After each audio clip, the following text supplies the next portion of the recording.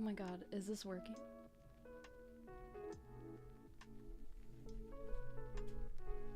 Am I here? Am I live? Are we good to go? Yes, it's good. Oh my god. Okay. Am I here? Hello. Oh my god, please turn that off. I can't hear myself. I'm gonna cringe. Okay. What's up, guys? Brody and Tim, thank you for joining my first solo stream. I'm ready to see you play my favorite instrument, the pencil. Oh my god. I'm a little nervous. I don't really know why, but I just am. So, yeah. But anyway, thank you for being here. We're just gonna chill. I don't know how much talking I'll really be doing. Just gonna vibe and feel it out. So yeah. This is for Nick X, as you guys know. What's up, Steph? How's it going? Oh my god, this is so weird. How am I literally here by myself right now? Like, I feel like a grown-up. I'm all alone. Not really, though, because Austin's, like, right outside the door. I think Austin may have broke our test. Because being modded maybe untimed you. I don't know. I don't know what's going on. Austin just closed the door. Oh my god, now I'm really alone. Okay. Oh. Welcome to my first stream. Welcome to my brand new YouTube channel. It's gonna be a good one. It's gonna be good, you guys. I am really looking forward to drawing this, but I'm also scared because I've never done anything like this before. As I think you guys know, I really only have experience, which is, to be honest, not even that much, drawing realistic portraits, amongst a couple other things. And I have studied this photo reference a bit over the last few days, and I'm definitely out of my comfort zone making this, because this is all... Here's the photo reference, so you know what I'm looking at. It's all material. I'm used to drawing skin and hair and eyes and things like that. So this is a lot. This is a lot of new stuff that I'm going to be doing today, but I am really excited to get started. So I have the sketch all drawn out, ready to go. I got my brushes, my pencils. I think I was trying to decide if I wanted to do a combination of graphite and charcoal, but I think for right now I'm gonna stick with just charcoal pencils and start filling in more of the dark areas. I'm probably gonna start up top. I usually like to start any drawings that I do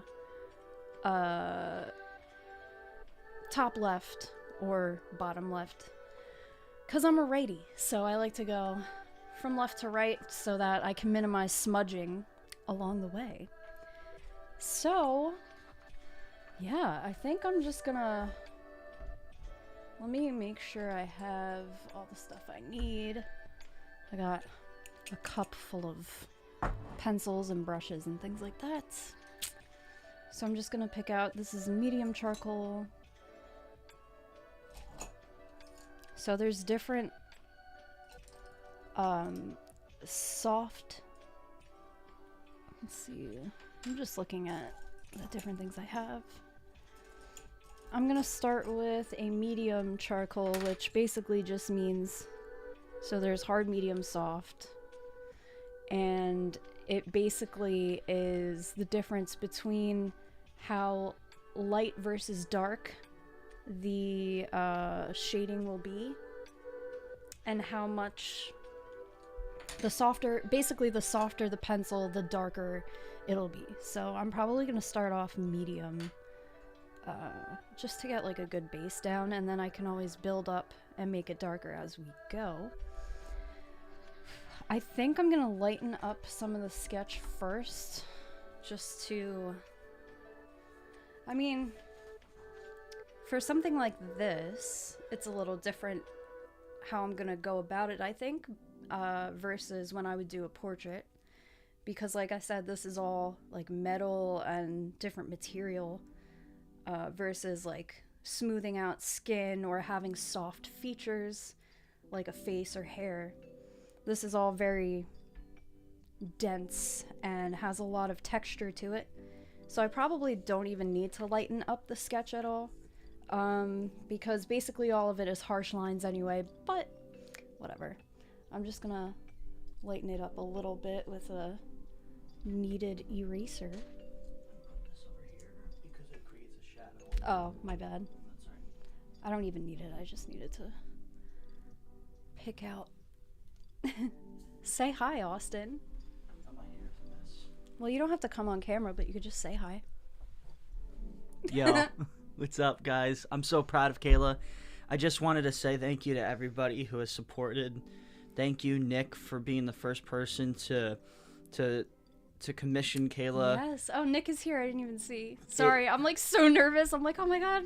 It means the absolute world to me. I have supported Kayla with her drawings for so long, and I think she is so talented. And I never showed anyone for so long. And I'm so proud of her, and I'm really happy that you guys are all here celebrating and watching and her embark on this awesome journey. You guys are the best community. Thank you so much, guys. We really appreciate it. I appreciate it. I just want you guys to know. So enjoy the stream. I'll be, in the next room. Just chilling. I might be in this room with my AirPods in and watching the stream. So why are you watching the stream? If you're gonna be in here, you could just literally look at me. Why would you need to put AirPods in? True. Just to hear the background music? Oh my god. So yeah, everything that Austin just said, same here. Thank you guys so much, and thank you, Nick.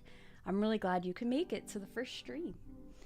So yeah, this is really wild right now. I can't believe I'm actually doing this. Woo! So, basically, I don't even know how that just happened. My light literally just fell. What the heck? Good thing you're in here. Austin has just wait, what's this say? Austin has just received a Streamy Award and giving his acceptance speech. Oh my god. Okay. Yeah, so back to the details of this. It's a little overwhelming, not gonna lie, but I appreciate and accept the challenge, you guys. And I want to obviously put my best effort into everything that I do, no matter what it is, whether it's music or art. I'm really going to take my time with this and try not to rush it. Which sometimes I can tend to do, depending on what it is, like hair. Drawing hair is something that I always just want to get through, and then I end up rushing it because I get impatient by then. Because hair, there's a lot. There's a lot. When you're drawing hair, it can be very repetitive, and I don't know, it could just be overwhelming sometimes for me personally. And I feel a similar type of way with this. I feel like it could be easy to rush through it. Because of the amount of shading involved. There's a lot of parts in here that are just straight up completely black, like a lot. So I think what I want to do is really just focus on looking at one little part at a time. So like for right now, I'm literally just going to start focusing on the very top part of the helmet here. As you can see, the photo reference has it cut off. So I'm just gonna kind of fill it in with what I think might be there. And also the light is coming from the top right side, so it might be a little hard to tell on camera here. Not really sure. The light is coming from the top right, and so the brightest parts of the reference are going to be up here versus obviously right here, as you can see. Since the light is coming from the top right, this is all going to be, like, the top of his helmet here is going to be pretty whited out. So I'll lightly shade it in for now, and then by the end of the drawing, which will be however many days from now, it'll all come together. But let's just get started. Okay, I need a sip of my coffee, which, I don't know, maybe I don't even need caffeine right now because my heart is kind of racing. I know I'm being kind of dramatic probably, but whatever.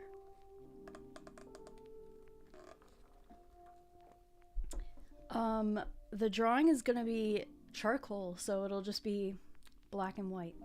Yep. Grayscale, I guess you could technically say. I don't know. Whew. Alright. I got this. Good news, no hair on Master Chief. I keep wanting to say Master Chef.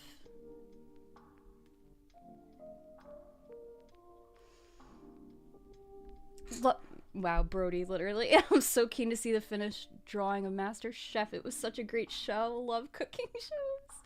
Oh my god. Alright, so I'll be looking up at the chat, at you guys, however many times throughout this, but I also like need to breathe, calm down, and focus. So if I don't talk for a while, I hope you guys are just patiently chilling with me. Yeah, I think I'm actually gonna fold this because I wanna have it close to what I'm doing, and there's just a lot of extra space up there. Alright, so maybe I don't always do it like this. But I think I might start that way for now. So yeah, I'll start by filling in just the darkest section. That way I can get that blocked in. Oh, this pencil's broken. Look at that. What a great start. That's okay, I have other ones. This will be fine.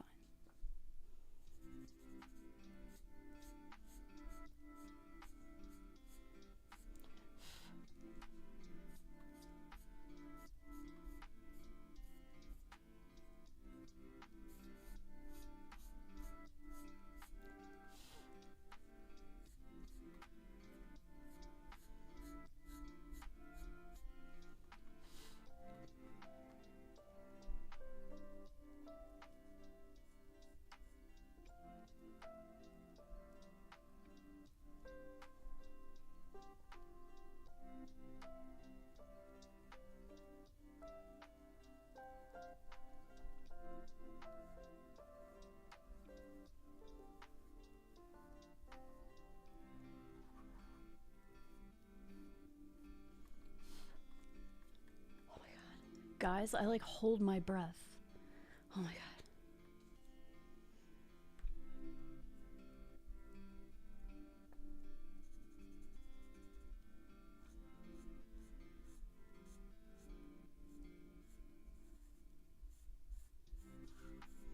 So for now, I am just blocking in where, obviously, like I said, where the darkest parts are.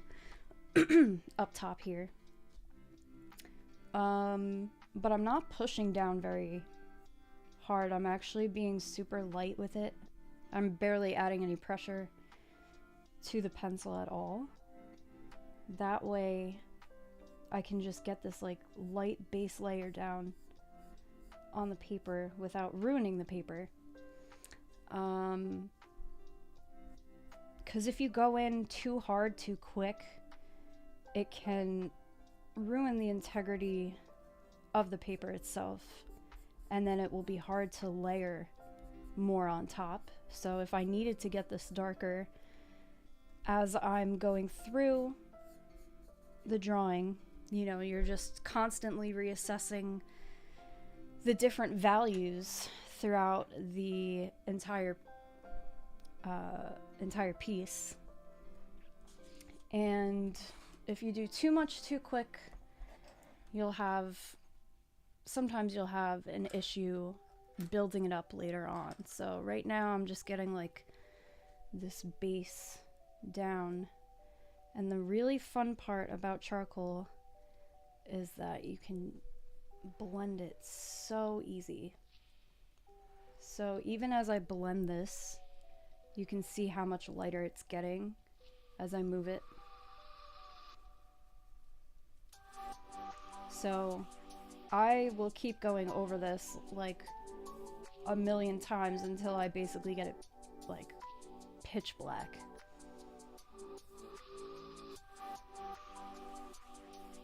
But this is also great to just kind of like outline it, and then let's see, where am I? Probably up here. Could fill in this section as well. So I'm filling in the darkest areas, blending it out, filling it in, blending it out, just to get, like I said, that base layer on the paper.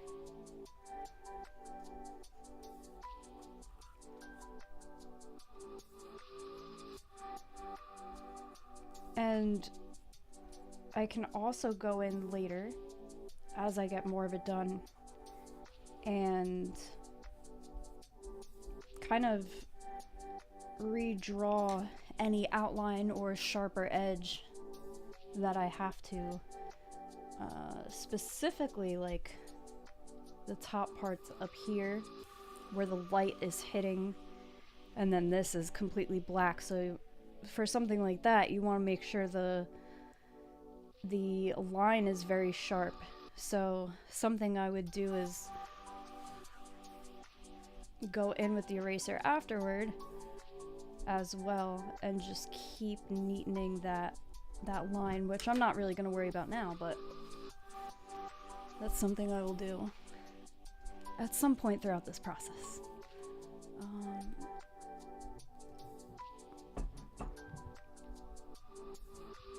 Sorry. A line. Thank you. All good, all good. We good, we good. Okay. Just breathe. Aw, Austin, you're commenting on my video? You could just come in the room. Although, give me those watch hours. Thank you. And I always get nervous, like, if I'm ever drinking anything while I'm drawing, I always, like, pick it up and, like, make sure I don't ever go over the... How? Guys, stop. I need to stop even saying that because I don't want to manifest something.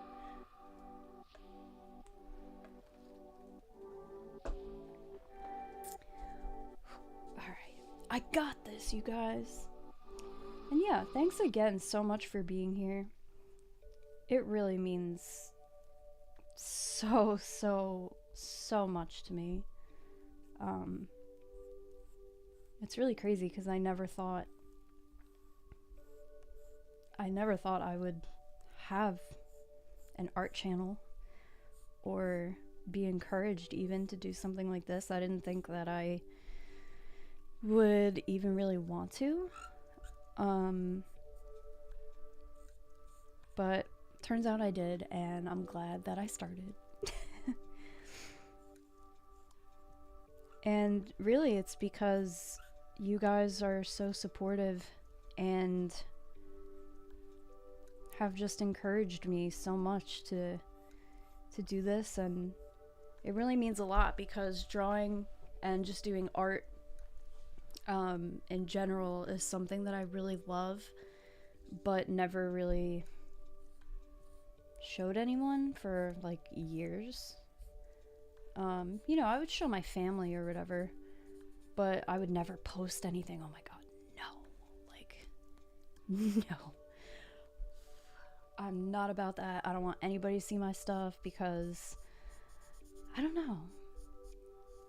I guess the anxiety can be real sometimes, and it can be hard to put yourself out there. But I'm glad that you guys pushed me, and that Austin did as well, because you guys support both of us so much, and it's actually wild. So the fact that I'm sitting here doing this right now is very surreal. I had a moment, probably sometime, it was in December because it was around Christmas. I was making some stuff for family. I was doing artwork for people as gifts. And when I was in here working on stuff, Austin came in and was like, can we just take a second right now to like really think about what you're doing? And I was like, what do you mean? And he was like, you have an art studio. Like, look at you at your desk. You have all your art stuff around you.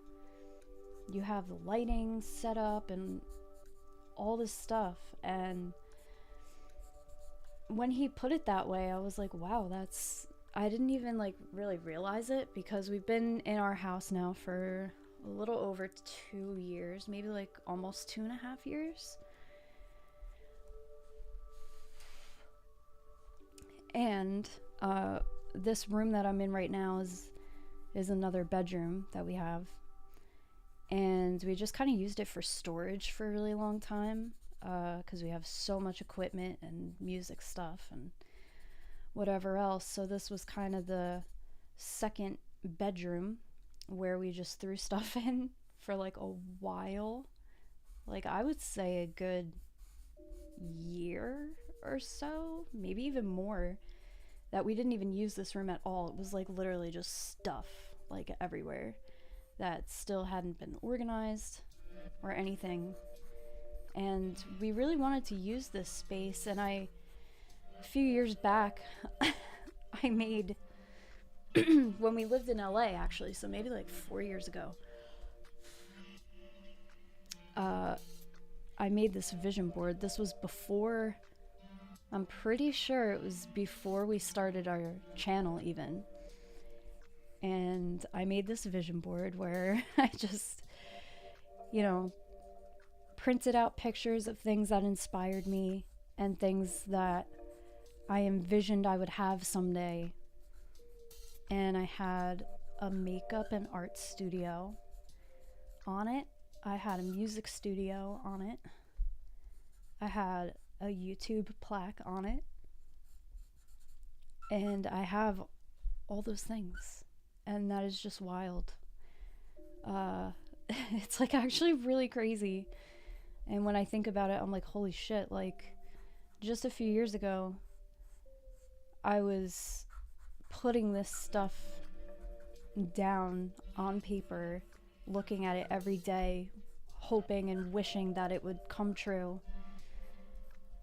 And without me even really recognizing it, it just happened. And obviously it's because of a lot of hard work, but it's because of having support that I'm in my home right now drawing this, and I have an actual art studio in my home and a music studio in my home and a YouTube plaque in that studio, and I just couldn't be more grateful. It's really amazing.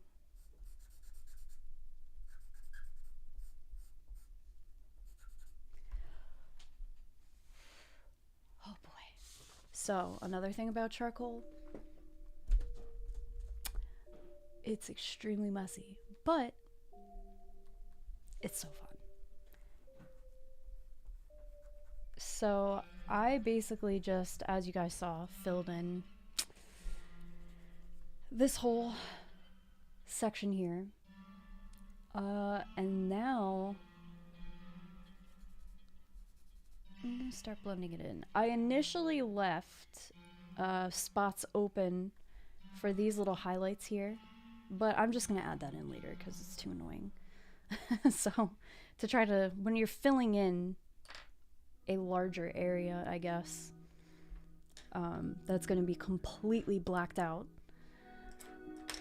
it's hard to keep it clean. So rather than try to draw charcoal around these little highlights here, I'm just gonna fill in the whole thing, and then I can use a gel pen, like a white gel pen, at the very end and just add those in. So now that all the charcoal's laid down, I'm gonna start smudging it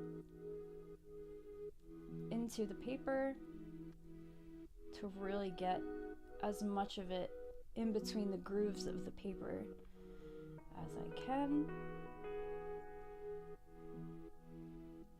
You can see, maybe you can see, I don't know.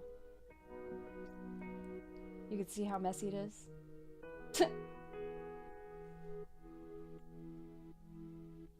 And it obviously lightens up once you start blending it out. But that's okay.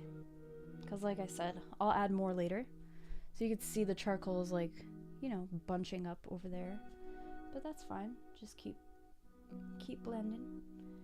And the other good thing about, or cool thing, fun thing about charcoal is that it's similar to painting, you know? Like I could just take this charcoal now that's on this brush and start shading in other areas, which I'm actually gonna do right over this. So I left that spot out because even though it's still really dark, there's some highlights like up in this area, and I don't know if you can really tell on camera, but it's a little bit lighter like right above these highlights. So I just wanted to leave that blank and kind of like paint it in so that it wasn't as harsh and dark, but it might be a little bit harder to tell on camera anyway, but that's fine.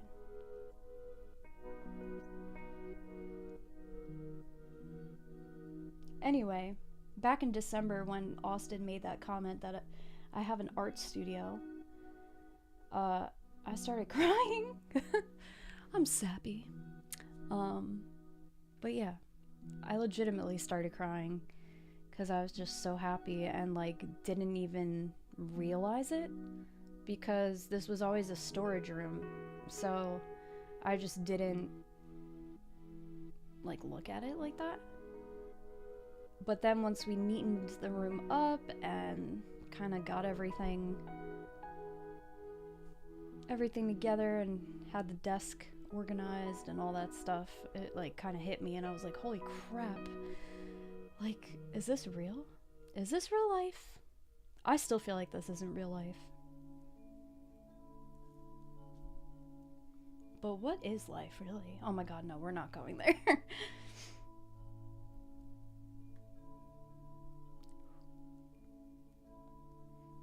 Alright, so there's charcoal getting everywhere.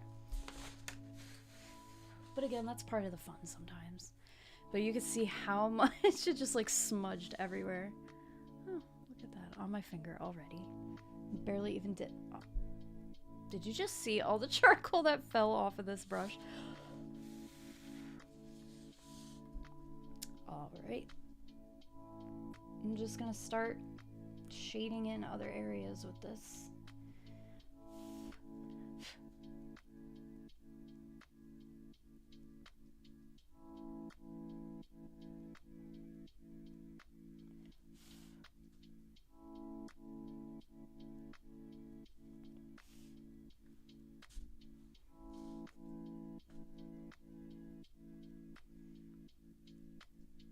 So, as I'm doing this, I think the way to keep myself sane as I'm drawing this and not get too like nervous or worried about messing up or something, I am going to really focus on just general shapes of each different thing we got going on.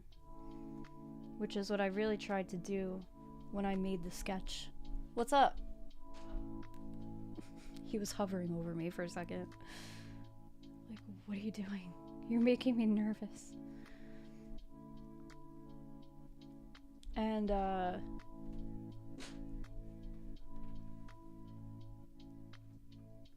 what's happening? Nothing. Oh, well, you can't just come in here and, like, Sorry, I was just putting that on. be lurking and not tell me what's happening. Anxiety. Now I forget what I was saying. Oh well, it's fine. I think I was saying I'm just gonna do my best to focus on just like one shape at a time and just really see where most of the darker shadows are to block them in, and then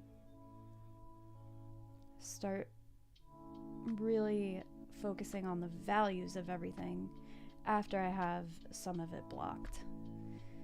Because if I try to do too much at one time, it's just gonna be overwhelming. Austin wanting to watch Magic in person. Sorry guys, I haven't been looking up that much. Oh, time to update the vision board for 2 YouTube plaques. Hey, let's go. Aw, Austin, you're keeping people going in the comments? What a good husband to be at some point.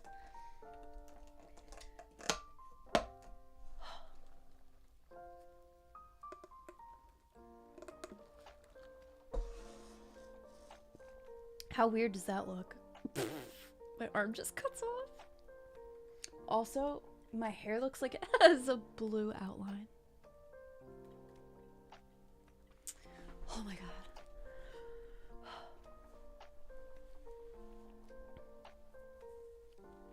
I hope everyone's doing well and is just chilling. I'm here. I'm gonna be drawing this anyway, so now I'm doing it on camera. And it's a little scarier because now people are watching what I'm doing. But I hope it's fun for you guys. It's fun for me too.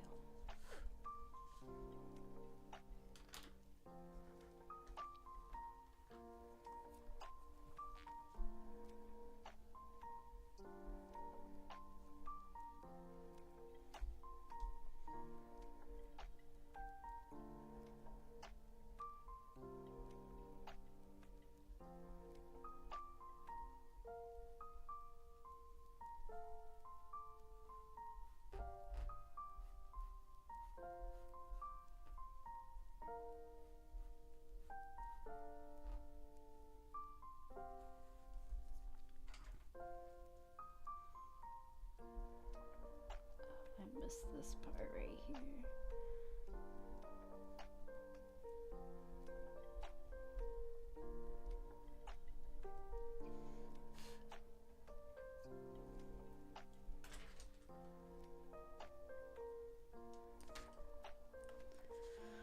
Oh.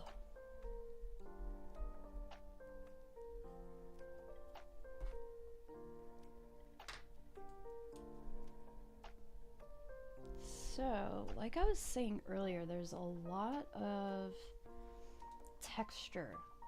I mean, not a lot. The whole thing is all just texture. So, I'm gonna just kind of smooth this charcoal kind of all over. That way I can start getting mid-tones in, just in general. And then I can create texture now with the eraser by lightening up some parts of this, like this right here.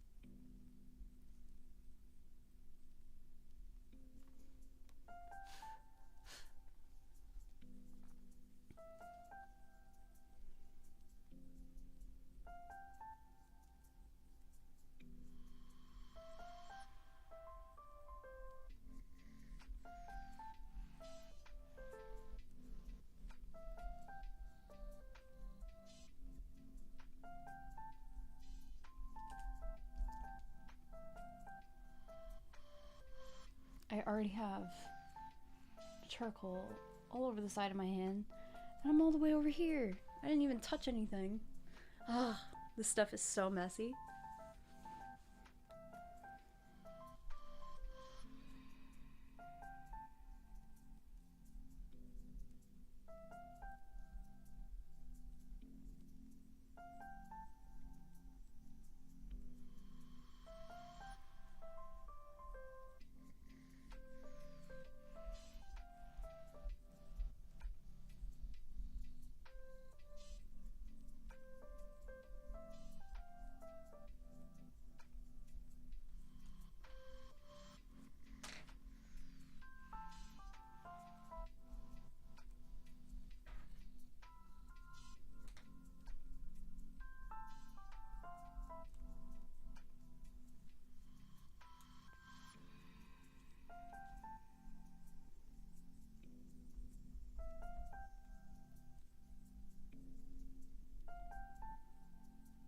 In this photo reference that I printed out,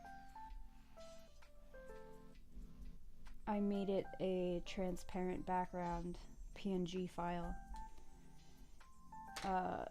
So there's no background in it, but in the original picture, this side, this half was just like how it is, nothing in the background, it was just white. And then on the left half behind him was completely black, and I think I'm gonna do that. But that would be the very, very last thing that I do. And then obviously clean up whatever highlighting and things might get covered by doing that. So I think at some point, I think it was like kind of a diagonal line, maybe somewhere like that. I'll just block that in so that I have an idea. So right behind his helmet on this side, it's gonna be completely blacked out, which should look pretty cool. So I'm actually excited to do that at the end. Oh, yo, what's up, Bacon?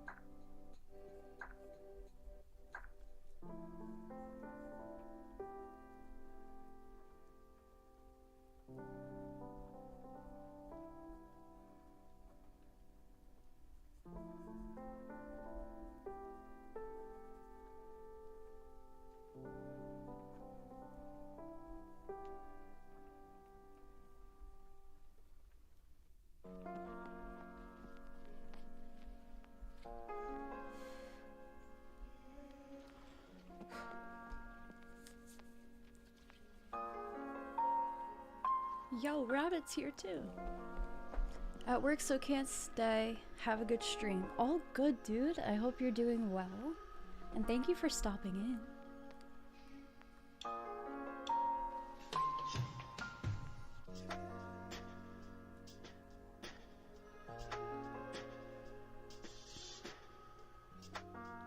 in. Weather whiplash. Dude, it's so windy here. I don't know what is going on, but it is crazy windy.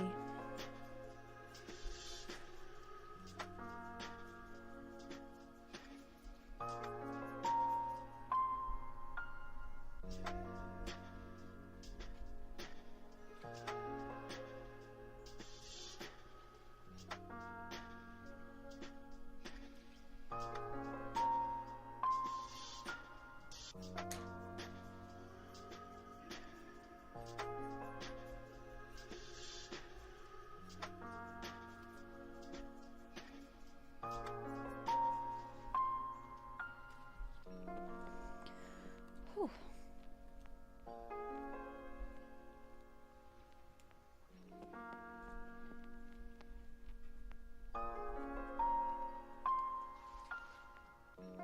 Sometimes you don't realize how much charcoal has really gotten everywhere until you do one of these. You can see, oh my god, that was supposed to be a white background. But I'm gonna obviously black that out anyway, so it doesn't matter. But like over here, for example, look at how much got over here. That's crazy. I'll have to lighten that up at some point, but obviously there's no point in worrying about that right now.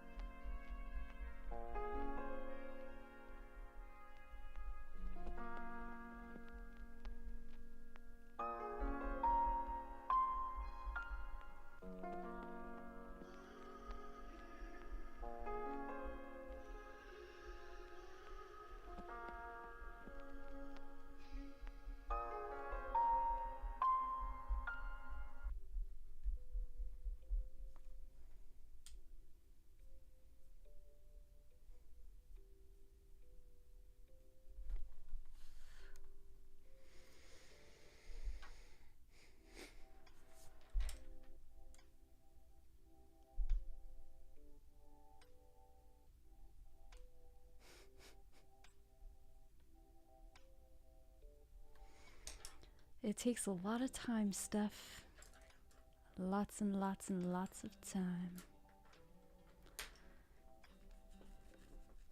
I don't even know how long well, I mean, I know I've been talking throughout, but I don't even know how long ago I actually started. And like, I have basically nothing done yet. Like, it's crazy how long it actually takes. But that's part of the fun of it, though, you know? It's very meditative.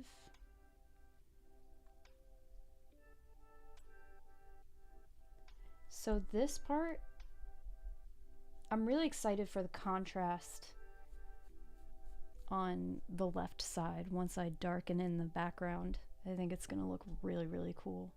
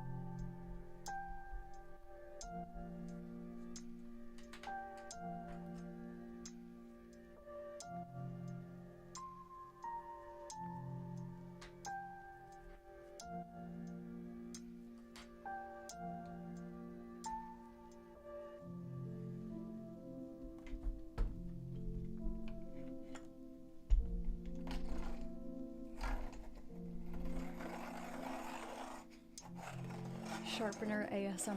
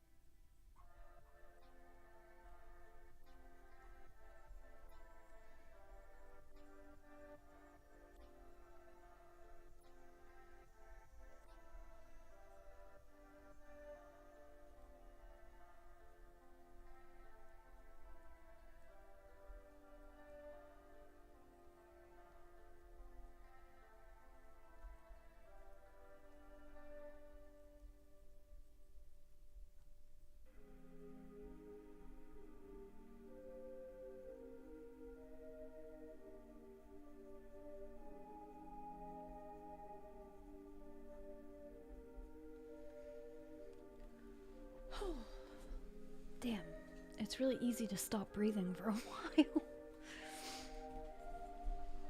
Ugh.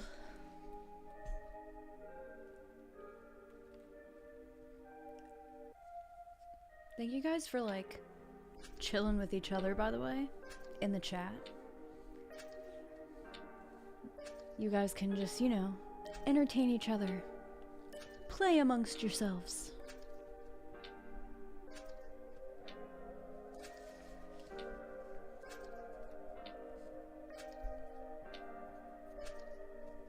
And yeah, thank you again, guys, for coming to my stream and supporting me.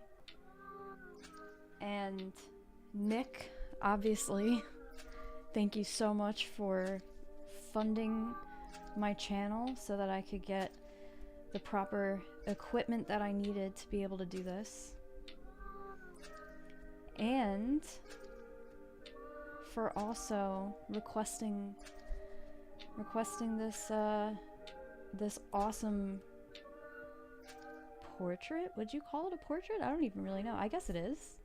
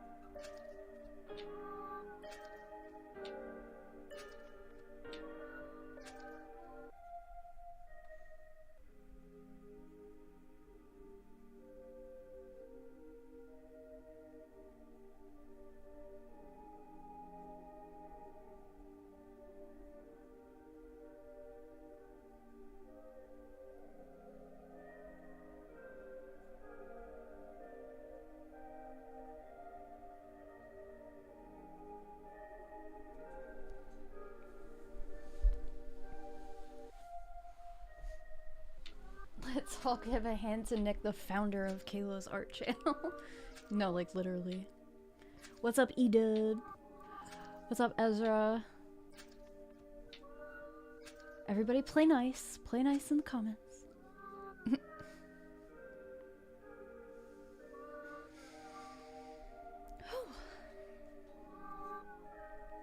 I mean,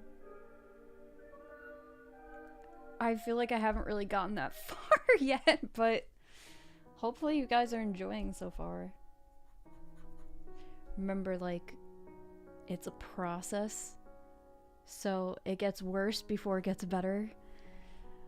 Like, sometiit's, and this is actually something that used to discourage me a lot, and it's still something I struggle with, is just remembering to be patient in the process of it.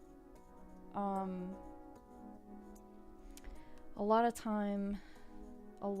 the time, I find myself judging what I'm doing before I even really allow it to have a chance to come together. And I don't want to be like that. I just want to feel it and have fun and not take it so seriously. Just enjoy the process, because I enjoy the process, obviously. Like, it's relaxing, it's meditative in a lot of ways for me, but at the same time I do catch myself judging what I'm doing, especially when it comes to realism, because you are trying to replicate something as much as you possibly can. So in that way, there's not really a lot of room for creativity. Depending on what it is, I guess. So I tend to judge myself before I even allow it to really come together. And then usually if I just keep pushing through the stage that I think it looks horrible, it ends up turning out. So I realize that the moment I start, or even in a few hours from now, it's not gonna be my vision. It's not gonna be where I want it to be. It takes a lot of time to get it there. So I have to just be patient with myself and remind myself that I enjoy doing this, and just cut it out. Just stop it. Just shut up and do it. Stop judging. Stop worrying. Don't be that guy. I don't want to be that guy.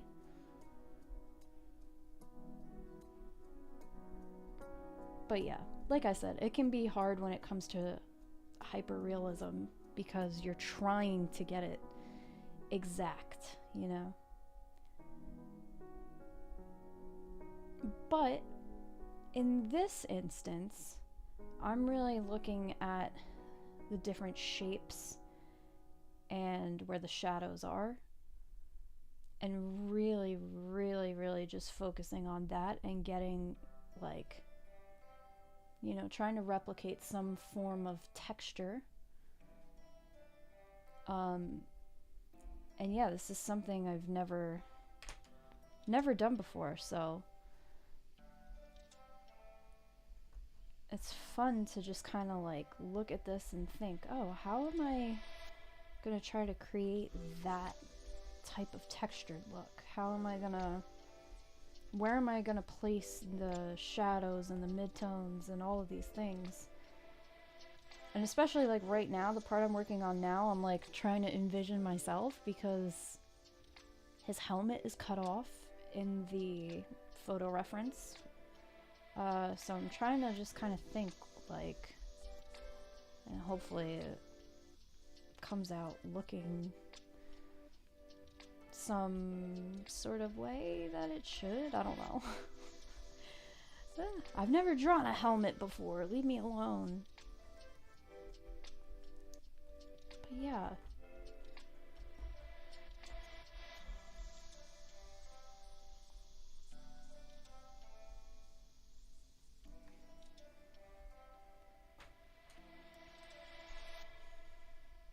And also, you'd be amazed at the very end when you have like the whole thing basically done, but the very, very, very final touches that you add when you just go in with the eraser or the white gel pen and you add those few like little tiny highlights and details, and then it's like, whoa, now it really, really came together. Because it's just showing you the, you know, the vast range of values and making sure you have the lightest parts, the lightest they could possibly be on this paper, versus like getting the blacks as dark as they can possibly be, and then everything in between really starts to come together once you get the opposite ends of the spectrum in there. It's like, whoa, now it really is starting to look three-dimensional. And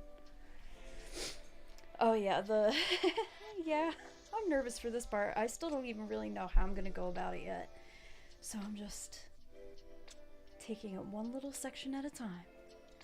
First stream, first helmet, makes sense.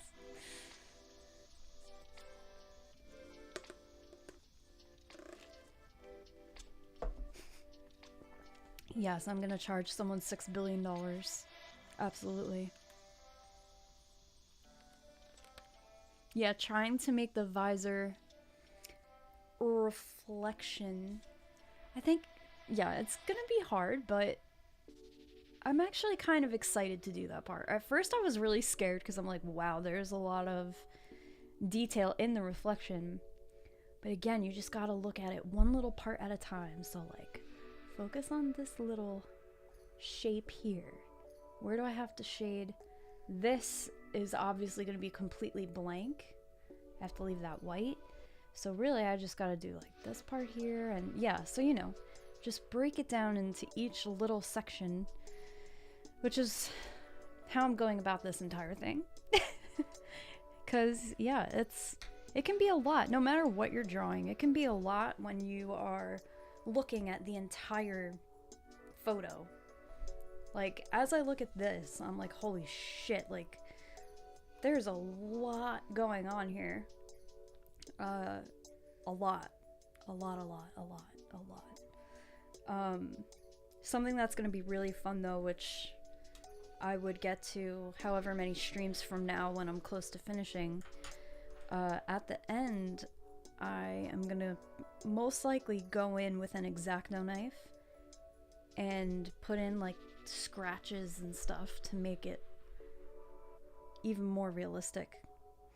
So that's always a fun part to do too, when you get to do little things like that and add more texture to it. The X-Acto knife is great for just kind of chipping away at some of the pencil, and it can give a really, really cool effect. I do that with hair as well, to make it look like there's strands of hair that are just lighter, like those little flyaways. And you just kind of do it in random spots and it makes it look more real. So that's fun. Yo, David, what's up? Your artistic skill is so dope. Oh, thanks for streaming it for us all. Thank you for being here. That's so nice. I appreciate that a lot. All right, I think I have like this top section in a decent spot for now. I'm not entirely happy with it. But it's good enough for now to start moving on to fill in other parts. And like I said, I will keep going back along the way and kind of touching up the values in certain spots to make sure it's getting as balanced and as matched to this as I can. So I'm gonna move back to the blackest section, and let's see, I think I'm gonna use this one.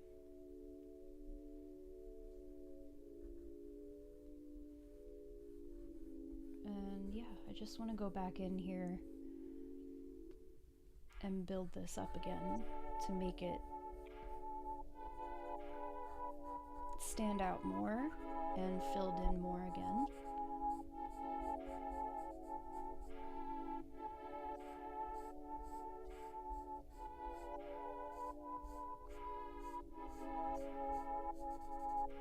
And I also have a spray that I use where it kind of locks in the pencil or the charcoal.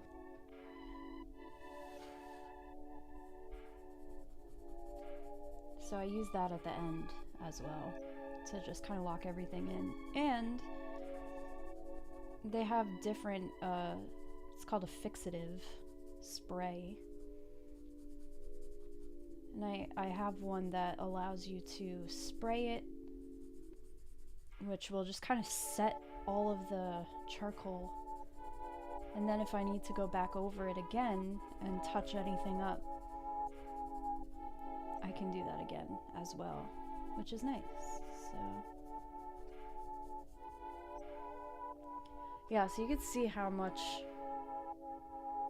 I'm refilling in, and I'm leaving some of this not even touched at all, because I'm gonna go in with the eraser and create some of these highlights here. But again, I'm gonna be constantly touching this up the entire time, pretty much.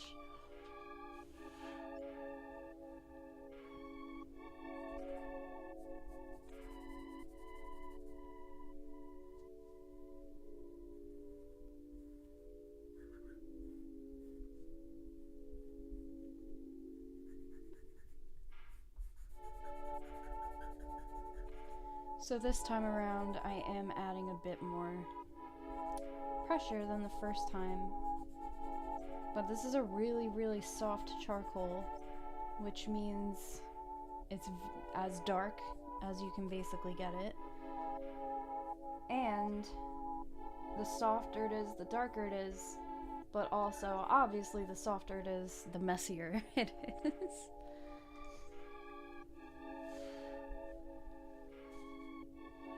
Yeah, look at that.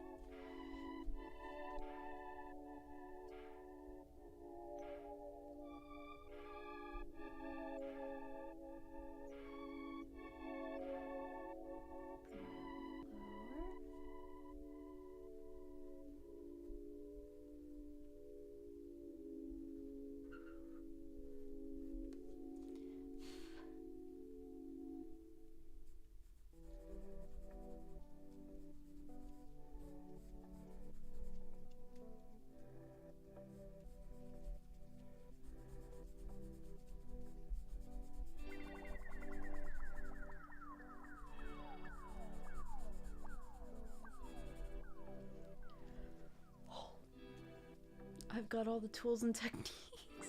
Did I take art classes? I've never taken a single art class in my life. I only have done this from things that I feel are intuitive, and I don't know. I've learned some things over the years on YouTube by watching how other artists do things and see how they go about shading and things like that, and that's it. So yeah. I do wonder though what it would be like to take an art class. I mean, obviously, I find that it would probably be very valuable, but yeah, it's not something I've ever done before. Not even in high school or anything, never did art classes because I was in orchestra, playing violin, so you could only do music or art. You couldn't do both, unfortunately.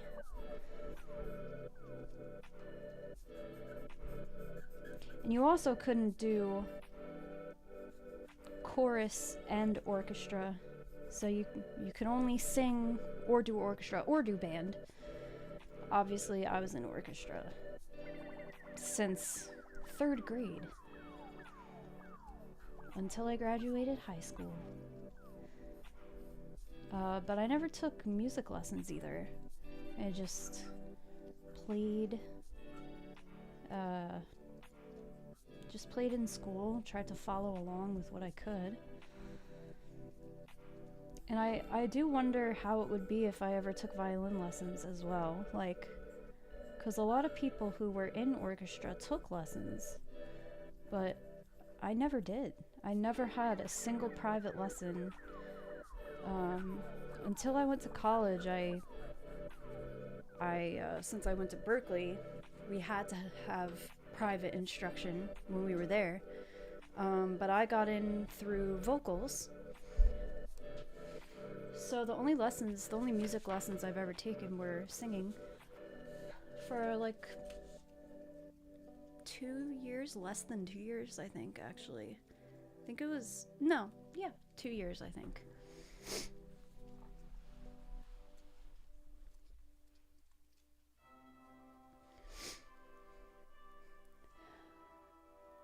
Damn, how long did it take to get your initial sketch done? Like, probably 2 or 2.5 hours. Probably somewhere around there. I took one art class, dropped after the first day. The instructor said art wasn't fun, it was serious. I just zoomed in and my god, it looks amazing. How are you doing that so well? Thank you. Wow, that's really nice. I appreciate that. And I don't know, I'm just looking back and forth a lot. That's basically all there is to it. Look back and forth and really pay attention to the values of all the different shades. Yeah, it's a lot. But It's so much fun. One thing that I would love to be able to do is draw something like from my mind. I can't do that. Like, that's a skill that I bet you probably could learn how to nurture if you did take art classes. Like, if I see something in my head, I have no clue how to get that on paper.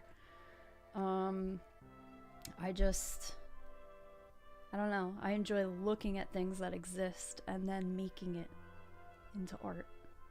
I don't know. But if I could draw things from my own brain, that would be really dope. So that's a whole other thing. I mean, I do paint sometimes, and I do that from my head generally. I don't know. I paint different kinds of things though. I really like painting the sky and like, I don't know, planets and like galaxy type stuff.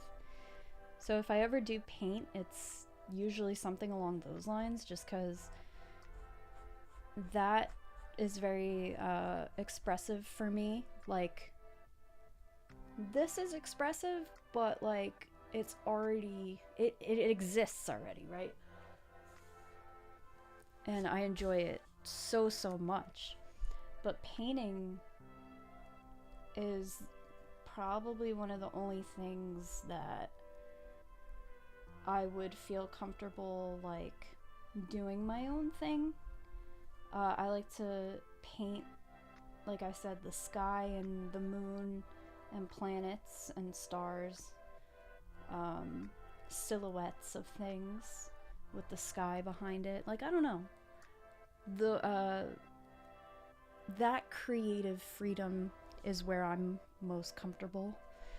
But I do want to get out of my comfort zone though and really try just like making things for fun. But again, I just it's so annoying. I judge myself way too much, and I don't want to be like that, because it's supposed to be fun.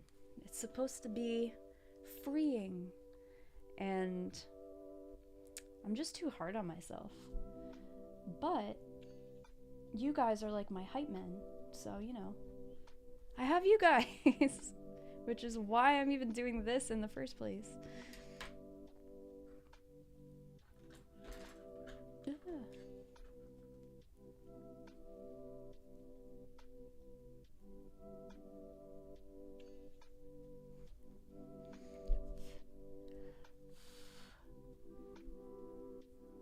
Dude, this stuff is so messy. Like, there are so many times where when I'm drawing and like I'll take a break or something and I'll see myself in the mirror. I'll have like charcoal everywhere. Like, it'll be on my nose, it'll be all over my hands, my arms. I'm like, what did I just do?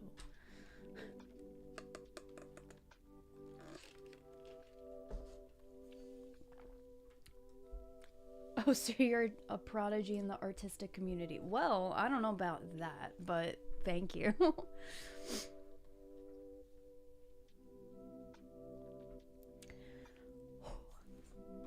Yes, I have a music lesson that I am giving today. So I will have to stop somewhere between 5 and 6, maybe, my time. I'll feel it out. My lesson is at 7, so, but I need a little time to be able to prepare.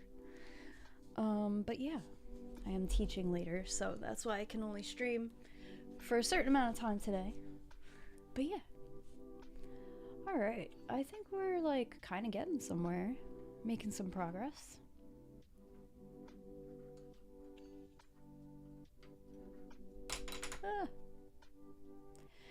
But yeah, any type of like technique, or even just learning about the supplies, types of pencils, types of paper, all of that was just research and watching YouTube videos.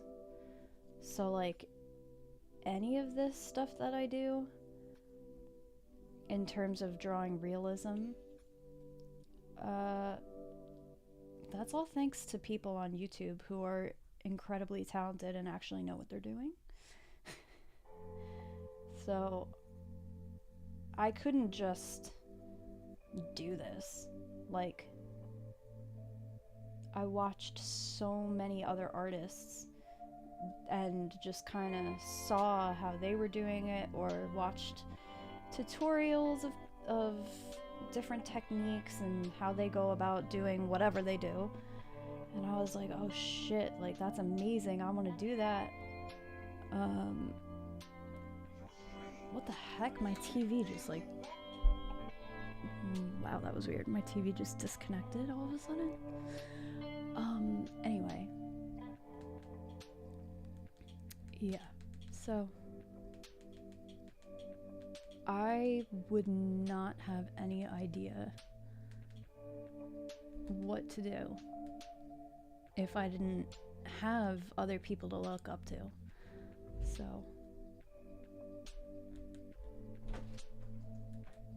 yeah, I don't know what happened. The TV just disconnected all of a sudden. Is the stream still on? Mm-hmm. Okay, good. I got scared. Looking really good. You like it? Yeah.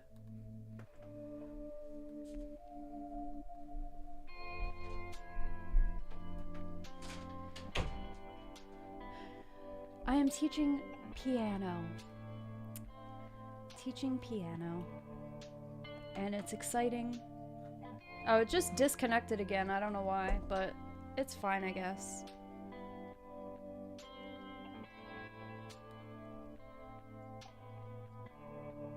What the heck? I don't know why it keeps doing that.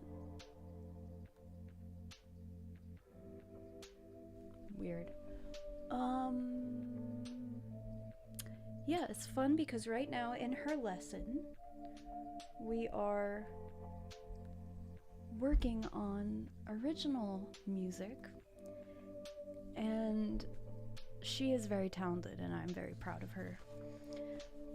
For a very long time, she loved, still loves classical music, and we were learning Moonlight Sonata and a bunch of different things. And we've done a bunch of different types of songs over the years. But right now we're working on a piece that she's writing, and it's been really cool to watch her grow. She's only 10, so it's pretty crazy.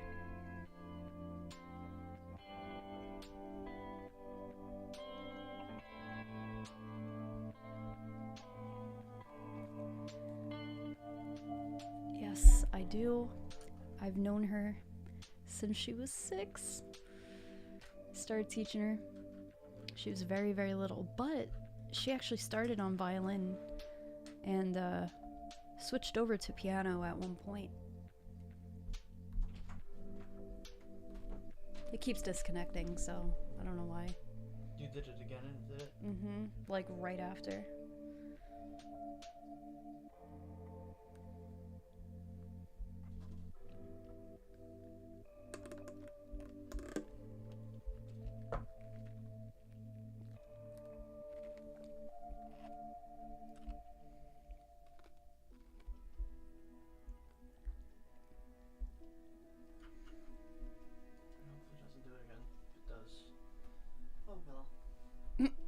Yeah, it is what it is.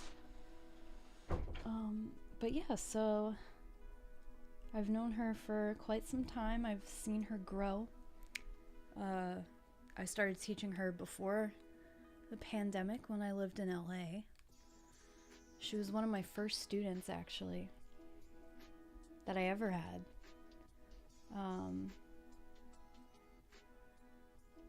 It's very rewarding.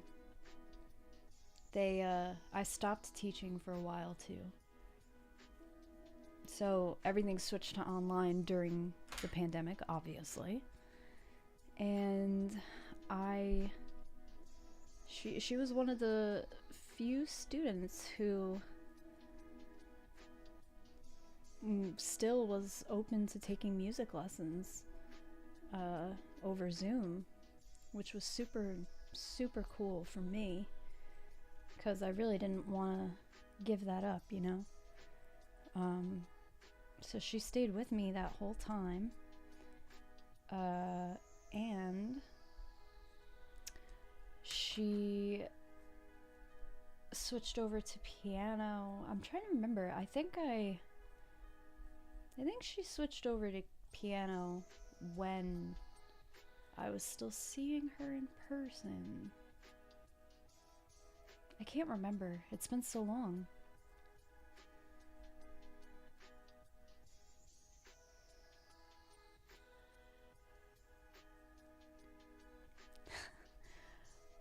Yeah, I mean, she might be open to doing a video or something. Although I mean, yeah, I don't know. So I I stopped teaching around the time that we took our break, the long break from YouTube. I also stopped teaching because I had a lot of medical issues going on, and I had to keep canceling lessons, and I felt really bad about it because I wanted to be reliable for my students, but I was having so many health issues that it was really difficult to even work from home and do online lessons. I would have to cancel because I would just be so out of it and just like not well. So I stopped, and that was a really hard decision to make because I really loved my kids. And so I stopped, and like a year and a half or something went by, and the student I have now, her parents reached back out to me and said, hey, we're wondering if you would be willing to teach again because she misses you a lot and never found another teacher that she liked as much as you. And I was like, oh my God. So of course I said yes, because that was incredible, and also a lot of time had passed, so I was able to get more of my health in order, which was good. And so yeah, now I'm able to actually teach her again. And since so much time had gone by and she's so young, she grew up a lot. You know, kids, they grow a lot in a short amount of time. So going over a year without seeing her, to then when I saw her again on, you know, Zoom for the first time, however many months ago, I like almost cried because I was like, oh my God, she grew up so much. This is wild. But yeah, I love her so much. I love the family. They've always been so nice to me. I'm really grateful that they trust me with her, and you know, they allow me and want me to be part of her life. So it is very rewarding teaching music to children.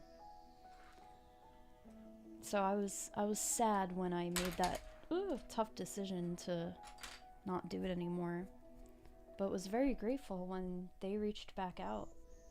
And you know, it was something I did not expect at all, and I was so happy. It's like, holy crap. That's amazing.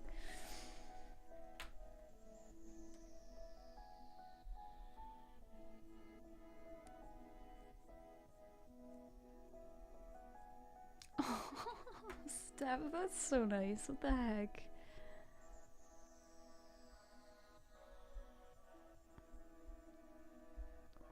Why is this being stupid? It would be really cool to see, and we'll also add a goal and something to work towards, and you have that effect on people. Everyone falls in love with you. There's not much you ain't a boss at. That is very sweet. And again, I don't really know about that, but I appreciate that compliment. That's very nice. Oh, and Shroom, You might not even be here anymore, but thank you for your comment and for stopping in. Yeah. I feel like these art streams are gonna be just like chill and story time. We'll just shoot the shit and just relax.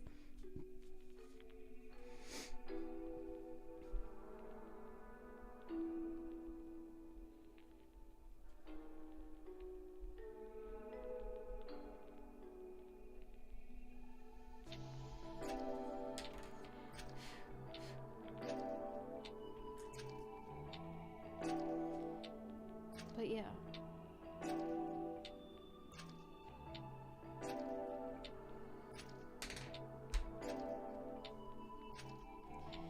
You guys... Oh, you know me, a sucker for attention. I'm always here. Oh my god. You're too much. You guys kill me.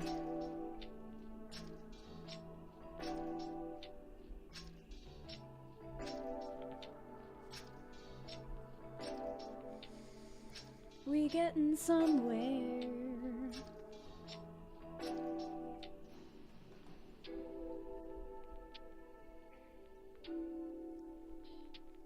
It's always awesome to hear the stories. Oh, that's so cool. The crazy thing is, too, is that you guys might even know who she is. Or at least who her parents or parent is. Which maybe I could reveal at some point, but I don't want to do that without their consent. Just because, like, I don't know. I don't want them to be, like, weirded out if I was just publicly like, oh yeah, I teach blah blah blah. So, but maybe someday you guys will know. In fact, if I'm teaching her today, depending on who she's with, I might be able to feel it out. I'm sure they wouldn't care, honestly. It was so cool. I saw her in a commercial recently, and I was so proud. Like, it made me so happy to see her because she told me she was gonna be in a commercial. And then and she was so nervous and it was so cute. I was like, you're gonna be great. Like, don't even worry about it. Like, you're gonna be awesome. She's like, I don't know, I'm nervous. I was like, no, you got this. Trust me, like, you're good. And then I saw it on TV. Obviously, it's a commercial. I saw it on TV. I did not sign anything, actually. That's so funny. So, technically, I could say stuff and it'd be fine. But I just don't want to be disrespectful. Because I really care about them, like, a lot. I love them. But yeah, so when I saw her in the commercial, I felt like a proud, like, I don't even know, just like a proud, like, aunt or something, or like older sister, like, I don't know. I was just like, oh my god, that's my kid. Like, she was in a commercial. That's so cool. And I told, like, everyone who was over too, because our family was over. I was like, yo, like, look, she's in the commercial. That's her. And they were like, oh my god, she's so cute. That's amazing. So, some pretty cool stuff. It's not just the YouTube channel that came from living in LA. Some other really cool experiences that you don't realize are going to stay with you or come back. So, but yeah, teaching is it's very rewarding, and I'm sure it's that way for most teachers out there, which I would assume is why they do it. But teaching is something that I never thought I would do, or like wanted to do, or was interested in doing. But I saw the job offer on Facebook, and we needed work, so I was like, alright, sure, like, I'll try doing some private lessons, like, I don't know, why not? And then I ended up really enjoying it and really connecting with, like, every student I had. I took it very seriously. And I just always want to make sure that the kids have fun. Like, that is the most important thing to me as a teacher. especially like it's music. It's supposed to be fun. And if the kids are not enjoying it, then like what is the point? Because music and like playing instruments, it's not a skill that is necessary. It's not something you have to do. And I've taught kids whose parents literally made them do music and they didn't want to, and that's like the worst, dude. Like as a teacher, when you have a student who just, oh my god, does not want to be there, it's like, okay, how do I make the most out of their time and like make it the most enjoyable for them? Like that's rough. But yeah, the main thing for me being a teacher is like I want every person ever to just feel comfortable and to not be afraid and nervous, like they know they can like mess up in front of me or whatever. Like I always tell people, like, because I would have some kids who were really, really hard on themselves, and maybe it was a little different because it's LA, and so there were a lot of students that I taught at that time who their parents were like, you know, people in the film or entertainment industry in some sort of way, and everybody that I met was really nice. But there were certain kids out there who were particularly hard on themselves. Not that I think the parents were necessarily, but I had this one student, for example, and these are like children. Like I was teaching like mostly like young kids. Like I don't think any student I taught was even in middle school. Like they were all elementary school. So, like the youngest student I had was 3. The youngest student I had, you guys, was 3 years old, and she was learning violin, and oh my god, she was adorable. But yeah, I had this one student who was very, very gifted. She had, how old was she? She was probably like 8, I think. And I actually had never met her in person. I taught her during the pandemic, so it was just all online, but it was still in LA. And she was so hard on herself, and I felt so bad. Like whenever she would make a mistake or like play a wrong note, mess up at all in like any shape or form, she would get so flustered, and a lot of times she would cry. And it was heartbreaking because it's like, you're that little, dude, and you're that hard on yourself. And like I could relate to that in a lot of ways, because I lived most of my life, I still, you know, am hard on myself, but not nearly as bad as I used to be. And I was really, really like really hard on myself growing up, so I could relate to that. And if I ever made a mistake singing or something in front of people, like at that point in my life, I would like feel my face and like my body get so hot, and I get so like flustered and worked up. And so to have a young girl be that same way at that early on, I felt so bad. And she had so much going for her. I hope she's still doing music, because she was very talented. She would pick up on things very quick. And I noticed that about a lot of kids, actually. Not everybody, like everyone's different, but there were a lot of kids who really do, like, they pick up shit quick. And I always am really impressed with kids when they can just do something. I'm like, wait, like I just showed you that. How are you doing it already? Like, what the heck? I can't even do it.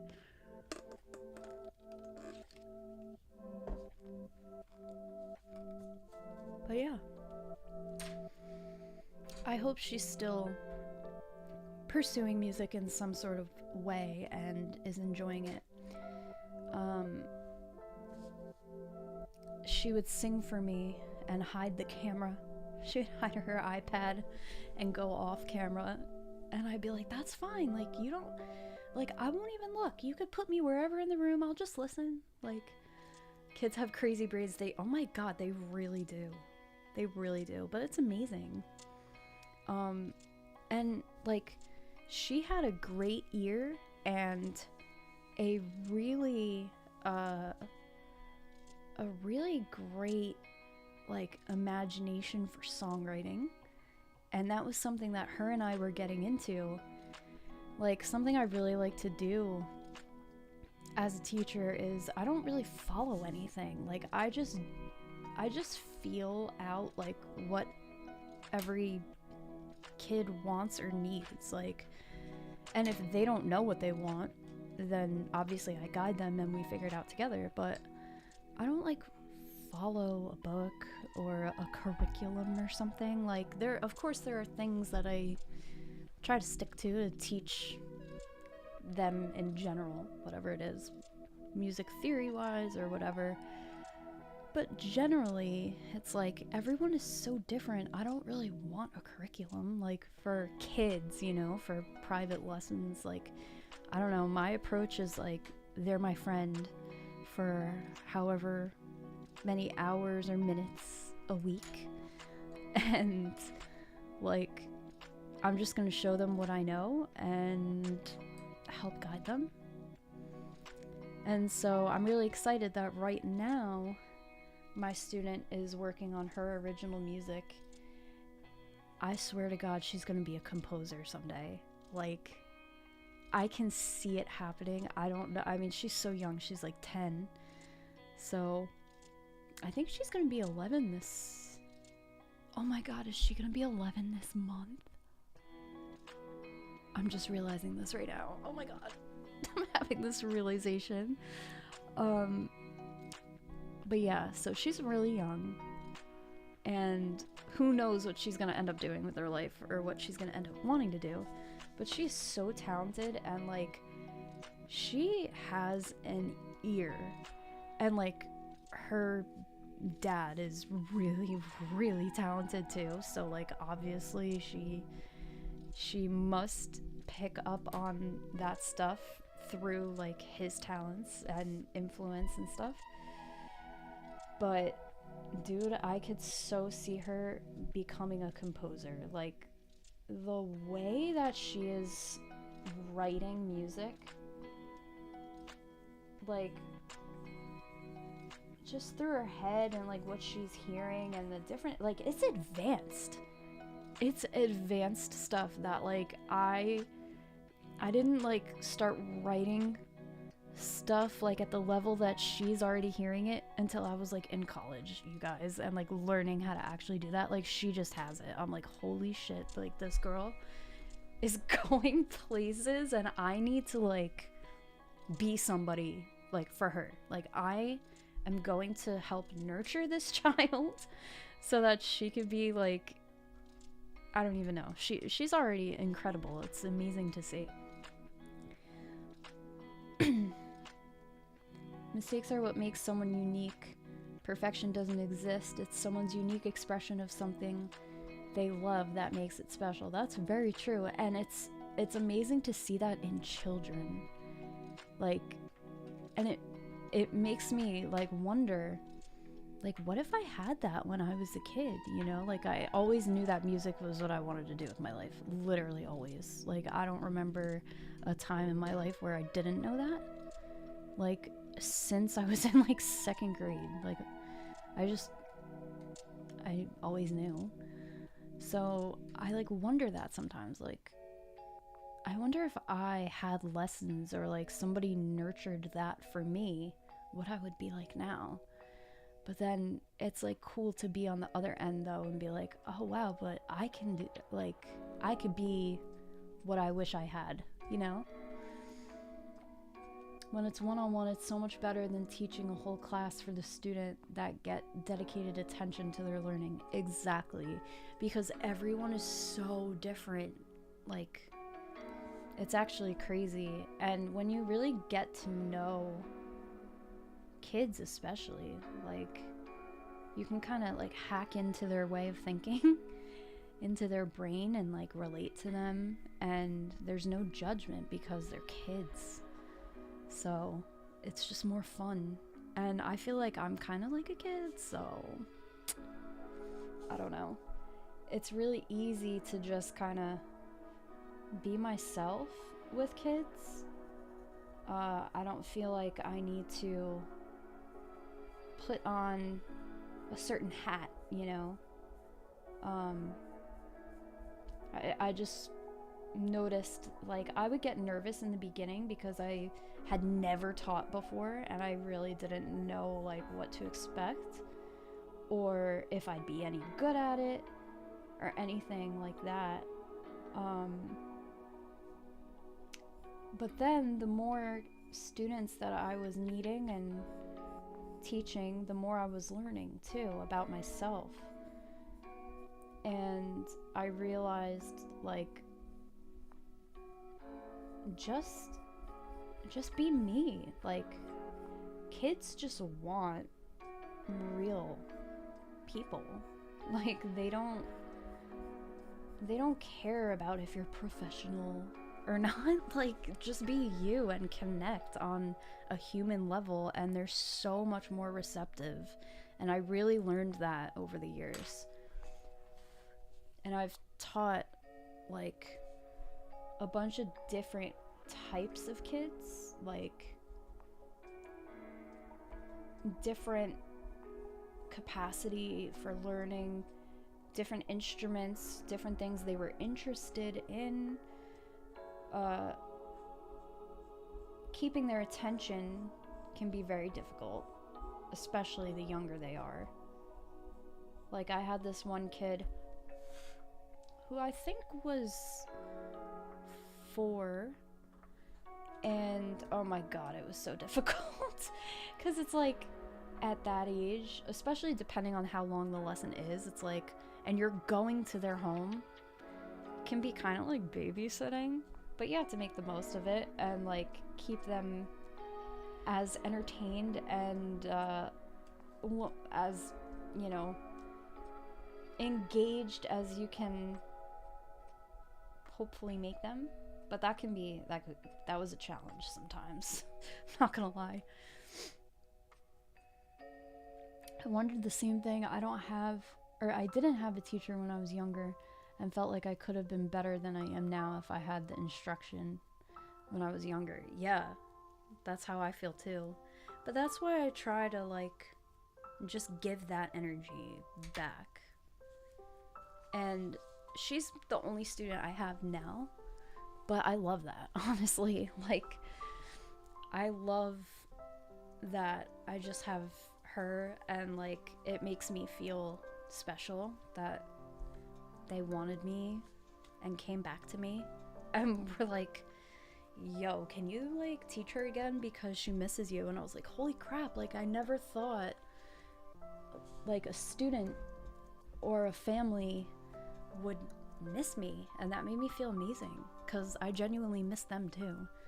And you know, like when you're working for somebody else too, you have to put up like boundaries because you have to like listen to what they want of how they want to run their business.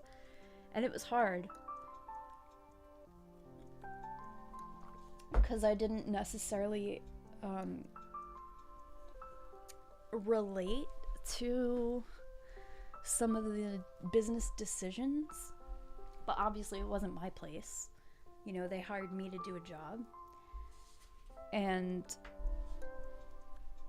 But like now I'm on my own and I can do it how I want to do it, and I don't have to hold back my feelings, because you guys know me, I'm a very open person, and like I don't mind connecting with people and connecting with kids. Like I just have found better results. Like, the more honest and just chill and like a friend you are, the easier it is for them to feel comfortable and to make mistakes and to want to learn and just like not take it so seriously and have fun, because that's what music's about.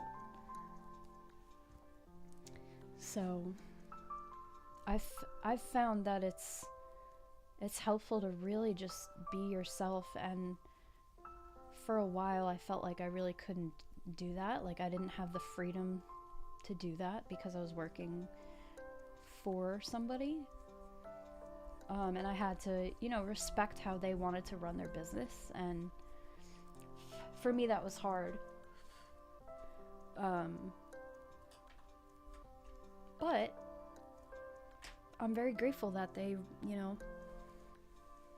that they wanted to come back to me, and now I get to talk to them however much I want, and I can just be myself and say the things I want to say and reach out when I want to reach out and have a real connection with people and not worry about anything else. Just kind of do my thing. But yeah, I've definitely wondered what it would have been like if I had a teacher when I was young. Like, what would that be like? I think that's another reason why it's so rewarding to be a teacher at whatever capacity that is. Because when you're teaching someone something, I feel like you're also learning at the same time. Like, you're sharing what you know, but you're also learning and communicating, and that can be different depending on who it is you're teaching and talking to. And especially when kids are like excited, oh my god, it would be so cool, like when they play something and it was correct, or like they got it down and they feel really good about it, and when they are proud of themselves, that is such a cool feeling, because it's like, wow, like I helped them learn that and then they fucking did it. And like they're like I don't know, I feel like we need to encourage kids more to just be open and try new things and do things that maybe they feel like they're not good at, and just fucking go for it. Because a lot of times, you guys, like I would learn a lot from these kids, and it's empowering, honestly. It really is. It's empowering to see, and it's rewarding. Like, when you make a child happy about something that they realize they have the ability to do, and you like helped them achieve that confidence in themselves and like be happy, holy crap, like that was one of the best feelings. Like, there were like, okay guys, I'm emotional, like I'm an emotional person, it is what it is, like whatever, I've been that way my entire life. I'm an empath for sure. I take on everybody's feelings, and it just is what it is.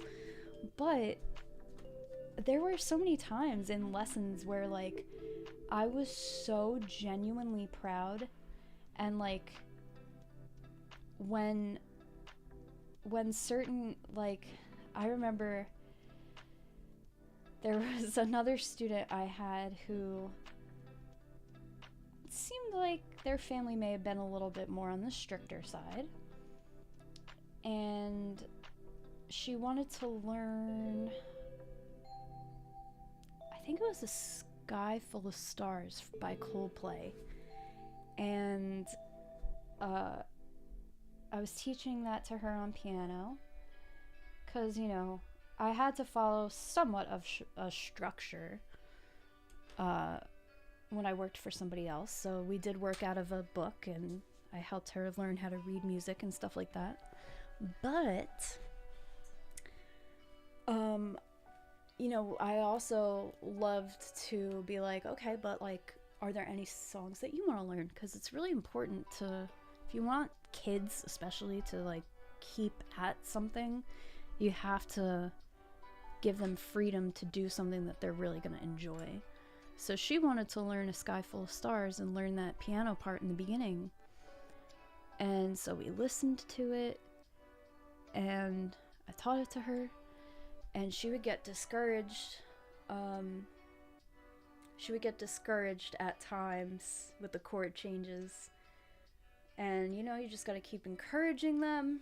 Be like, no, like, you got this. If you didn't mess up, that would be weird. Like, you know, just like not be too serious. Make them laugh and make them really like believe in themselves and that it's okay to like make mistakes. And then like the following week when I saw her, she was so excited because she got it down.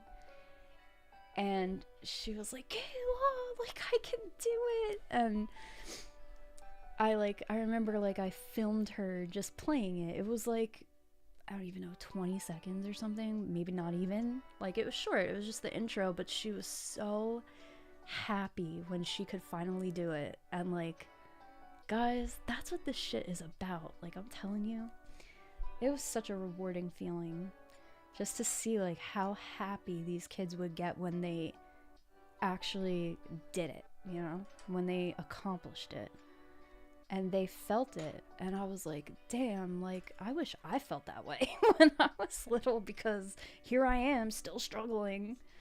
But it's like when you can be that for someone, you could be that for another kid.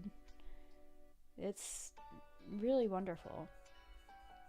And I never knew that I would feel that way. Never knew that I would teach at all. Never was something I thought about. I'm really not interested. Like, I think Nick brought that up about, you know, teaching one-on-one is so different, and that's how I would want to do it. I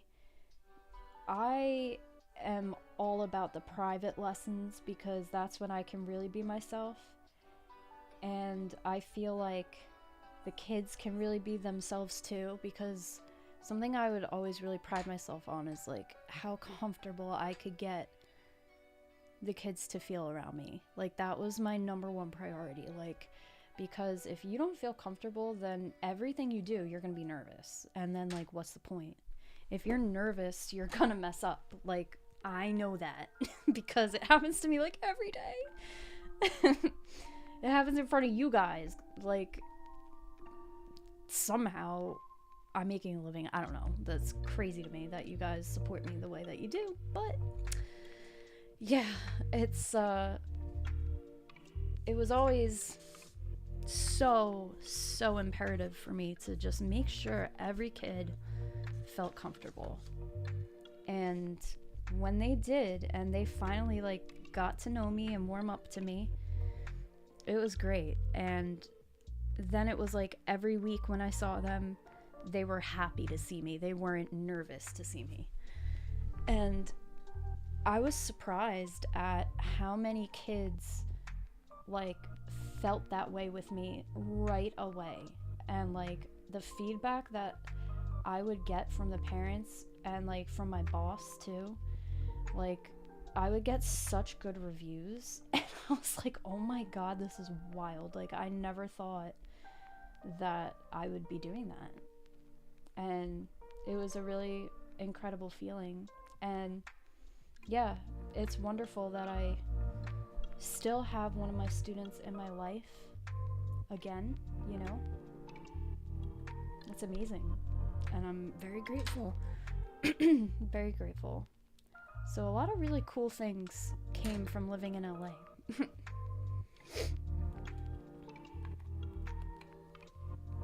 You wouldn't have us if you had that growing up. Life would have taken a slightly different path, and you'd be in concert halls or doing live performances with Lindsay Sterling as your backing. Oh my god, yeah, right. And you wouldn't be here with us now, but it feels good having a positive impact on someone that will influence and shape who they will be, or who they will grow into. If you cry, you'll sponge your drawing.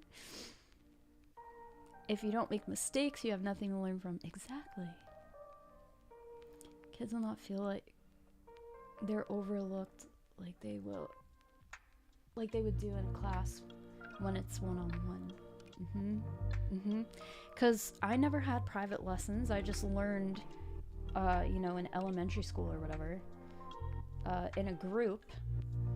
And you just don't get the same, you know, outcome for sure. Especially because I was the type of kid who was painfully shy, you guys. Like, so incredibly shy. I would not talk to people. Like, I was that weirdo, right? Like, I was that kid. Who just, like, never talked or whatever. And so, in a group setting, I didn't ask questions. I felt so uncomfortable. If I didn't understand something, I would just have to go along with it, because I was not the type of person to speak up and say that I didn't get it.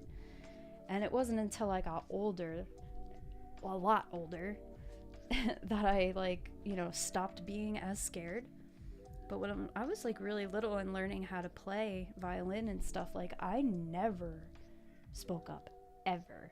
So I didn't learn, you know? Like, I just didn't get it. We, like, kind of learned how to read music a little bit, but not really. You know, just, like, very, very basic stuff. And I would feel discouraged a lot because I really didn't understand, and I felt like everyone around me knew what they were doing.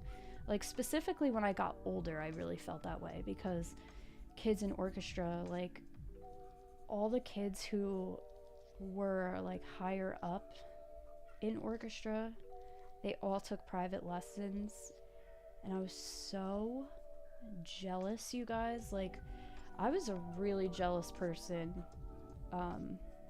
back then, like, which is not at all how I am now, but it's just because I felt so insecure. Like, I wish I could be like that, so I would just be jealous of it. Be like, oh, you have private lessons. Like, not that I was ever outwardly mean to anybody, it was more so I was mean to myself. Be like, I'll never be as good as them because they have instructors and teachers and I don't know what I'm doing. I'm just doing everything by ear, and, like, I'll never be as good, blah, blah, blah, blah, blah. And it was just, like, a mess in my head. But as I got older, I learned to, you know, really not be that way. But when I was younger, it was hard. I was really hard on myself because I heard how I envisioned myself sounding and how I knew I could sound, but I didn't know how to do it, if that makes sense. It's like, I knew that I could have the ability, like, I really felt it, but I couldn't achieve it because I didn't know technique on anything. I still don't.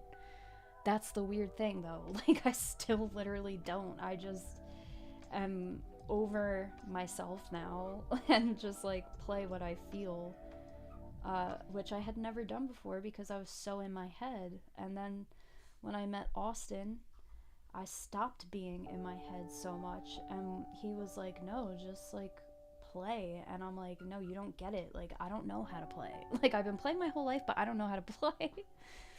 I was very insecure, and I still get really nervous sometimes, but I've learned to just, like, accept my abilities and always do my best and just play what I feel in the moment. And I feel like that's what I would tell my kids, you know? Like, if you want to play something, just fucking do it. Like, just go for it and don't overthink it. Just have fun.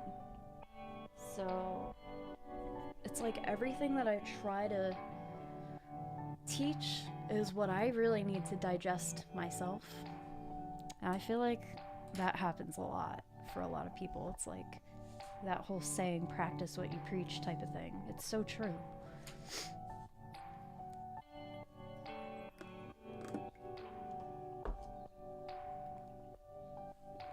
The advice someone gave me that I didn't really use until college is if you have a question, 99% of the time someone else will have that question. That's true too. And I stopped getting nervous probably when I was in college. Like I would still get nervous about asking questions or like saying that I didn't understand something, but I would get over it and I would just do it anyway. But yeah, like a lot of times you have to just like go for it. And I would always remind myself, like, wait a second, I'm here paying for this education. Like, if I don't get it, I need them to know that I don't get it because I'm paying to fucking learn this. So I better get to a place where I feel good about about what I'm learning. So I would agree with that. Like, I really got over that when I was in college. And also, it was a music school. So everything that I did was related to music. Even the liberal arts classes, like, it was all music related all day, every day. And so it was stuff that I was obviously passionate about and in love with. So it was easier for me to just get over it and be like, okay, like, just ask the questions. Stop being in your head. But yeah, social anxiety is freaking real, you guys. Like, that shit is not easy to overcome. And that's why it's crazy to think, like, I'm on camera for a living now. Like, what? I envisioned myself being a performer. And, you know,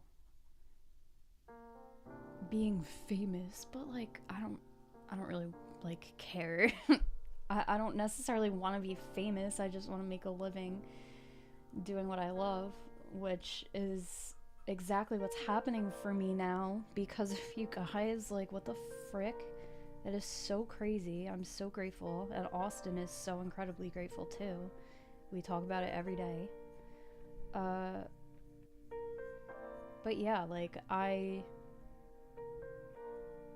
used to have such bad anxiety, like crippling anxiety that got so bad in college, which is really upsetting because, you know, college is about, you know, really honing in on your skill and focusing on it so that that will become your career path. And, you know, when I was in school, I focused on film scoring. Like, I wanted to be a performer, but I really wanted to be behind the scenes too. And I always loved film, and I loved how soundtracks and scores made me feel when I would watch movies or play games, video games, and stuff like that. Like, I just always loved the power that it had behind telling the story. And I was so passionate about that. I was like, oh my god, like, I want to learn how to write, like, orchestrated music. And I had so much emotion inside me that I didn't know what to do with at that time. And I would really put a lot into my projects,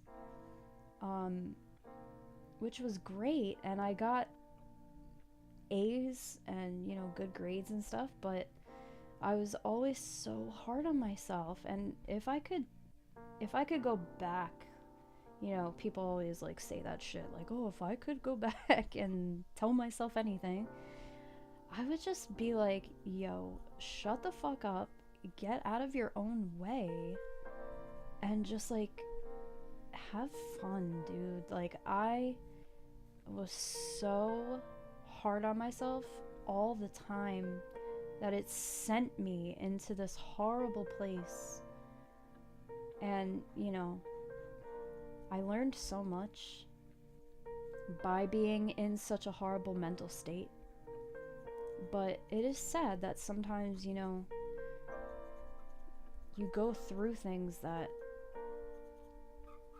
I mean, it can be really bad, but you don't realize until you're out of it and you have that hindsight. You know, you don't realize what you're learning in the moment. You only know what it is once you're out of it and you have hindsight and you're able to look back. But until then, it can be really painful and it could be really hard. And I got in my own way a lot. And it's still hard sometimes. But at that point, it was really bad. Like, I was not at all how I am now. And college is freaking hard, you guys. Like, it's a lot. And at that age too, like your early 20s, oof, I'm glad I am not in that place anymore. I am so glad I am not there, because wow, that was a wild ride and I don't miss it. But I do wish that my experience could have been more positive. Generally, because I was just so hard on myself, and I don't know. I don't even know how we got on this topic, you guys. I was like talking about teaching, and now I'm like, oh my god, life is miserable. No, it's not. It's just you go through hard things, and anxiety is tough to get through, but you can get through it, and you will get through it. And I just want to say that, because life, you never know what your life is going to be like.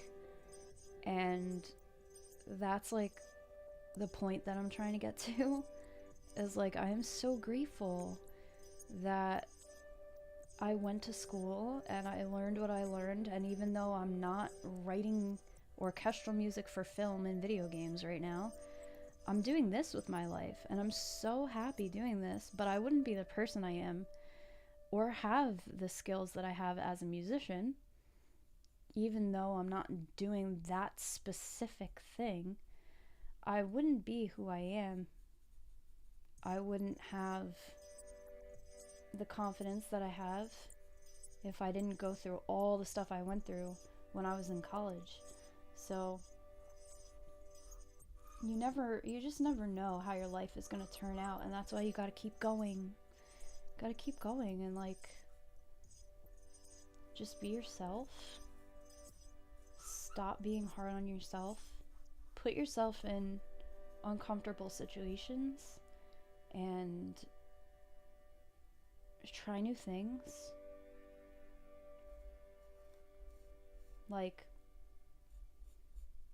there was a point when I was in school and I like developed really bad agoraphobia, where I was like horrified to leave my apartment, and I just always thought something bad was gonna happen, and it was like this crippling anxiety. And it was like, it wasn't just anxiety, like, it was a panicky, unsettling, something bad is going to happen type of feeling. And like, it just kept building and building and getting worse and worse and worse. And I started like skipping classes and having just horrible depression and panic attacks, like, all day, every day. Like, you guys, real talk, it got to a point where every day that I would get up I would be sad because I was like dreading the day. Like I was like, I would wake up and be like, yeah, so I'm awake now, like type of thing. And it's really sad to know, like, shit, younger Kayla used to really look at the world very differently than she does now. So I'm here to tell you guys to not make the same mistakes I did and stop being so hard on yourself and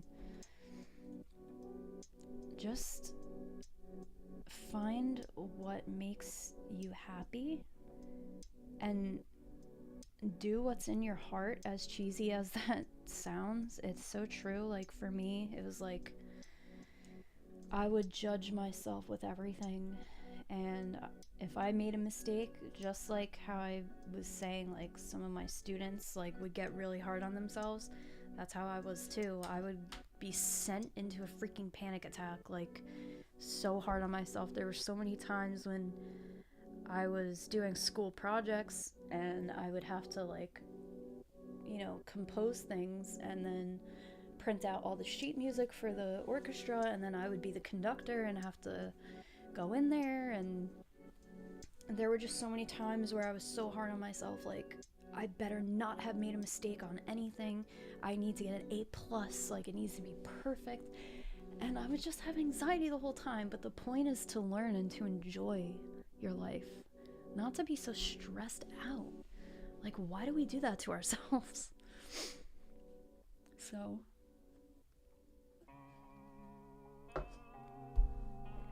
it really wasn't until I started genuinely meditating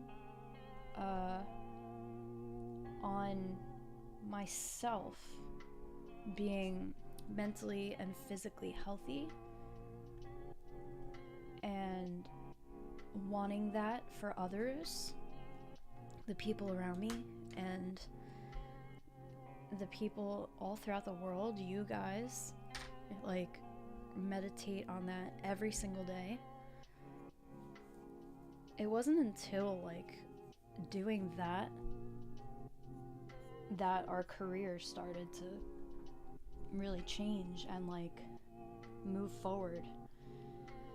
Like, truthfully, things started changing when we started changing, like almost immediately.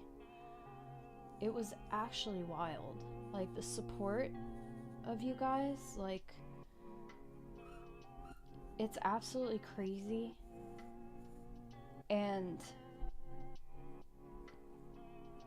like the Kayla who lived her college era would not have thought, oh, like she's gonna have an art streaming channel. Like, what? No, I'm gonna be a composer. Okay, I gotta get over that, because just because that's what I learned and put my focus into while I was in school, it doesn't mean that that's what I have to do for the rest of my life. And like, that's something like that I judged myself for a lot.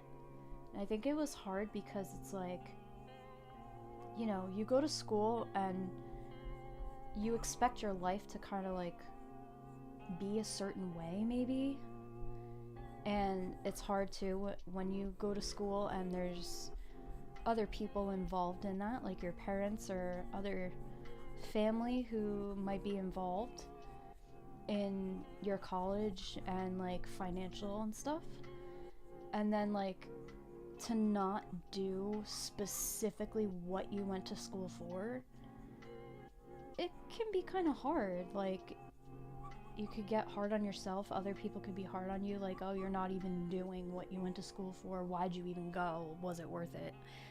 It's like, oh my god, why is there so much pressure on everything? But then it's like, when I look back now, I don't regret any decision I ever made, because like now I'm sitting here with you guys chilling.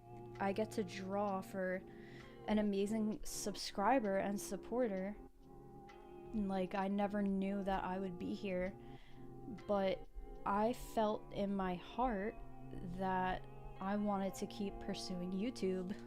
And, like, you know, that's more common now than it ever was before. But a lot of parents still don't really get it.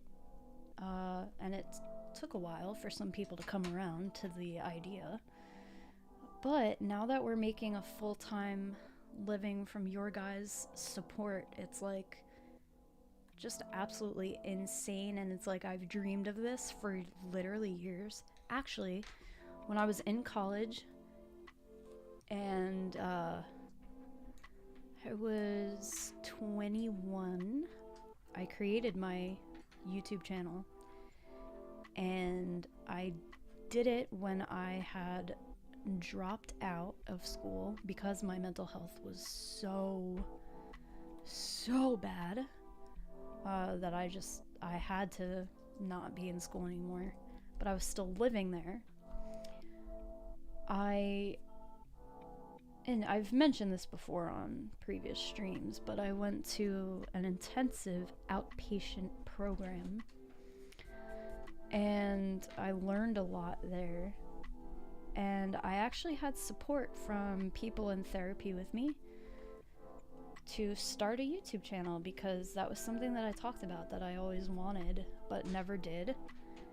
And I was like, it's a dream of mine to make YouTube videos, but I'm scared because I would judge myself so hard that I like never did it. And people in therapy actually encouraged me to just do it. And I was like, you know what? I'm gonna do it.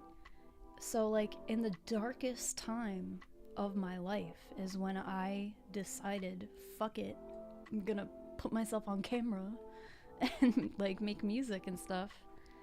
So you just never know how things are gonna work out. It's like weird. It's weird how things come to be sometimes. And now I'm here on YouTube for a living. So even in your toughest times, you still need to do the things, especially in your toughest times. You have to just always go with your gut instinct and what you feel is right for you, because you're the only person who lives your life, and you can't spend it constantly trying to make other people happy. Like, you have to do things for yourself and take care of yourself. And that's like one of the biggest things I've learned in my 20s. It's like, you take care of you and always stick to what you feel is right, not what others think is right for you. You never know where life takes you. Exactly. You really don't. And that's part of the fun. So embrace it and just fucking keep going for it. Yo, Albino, thank you for stopping in. I appreciate it. Go back to work, earn that money. Let's go.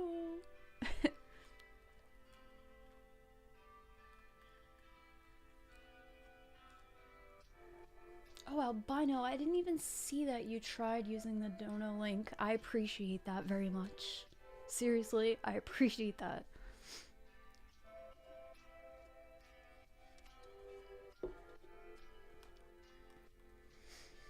So, yeah, story time with Kayla can just be about freaking, you know, random thoughts and experiences that maybe you guys can take something away from. I don't know. I'm just rambling. I hope you guys don't mind. It's like therapy, you guys. I need to talk about these things. So, you could either mute the channel, you can mute me and just watch if you want, or you can just listen, or you can, you know, just ignore what I'm saying if it's annoying. I hope not, but if it is, I'm sorry.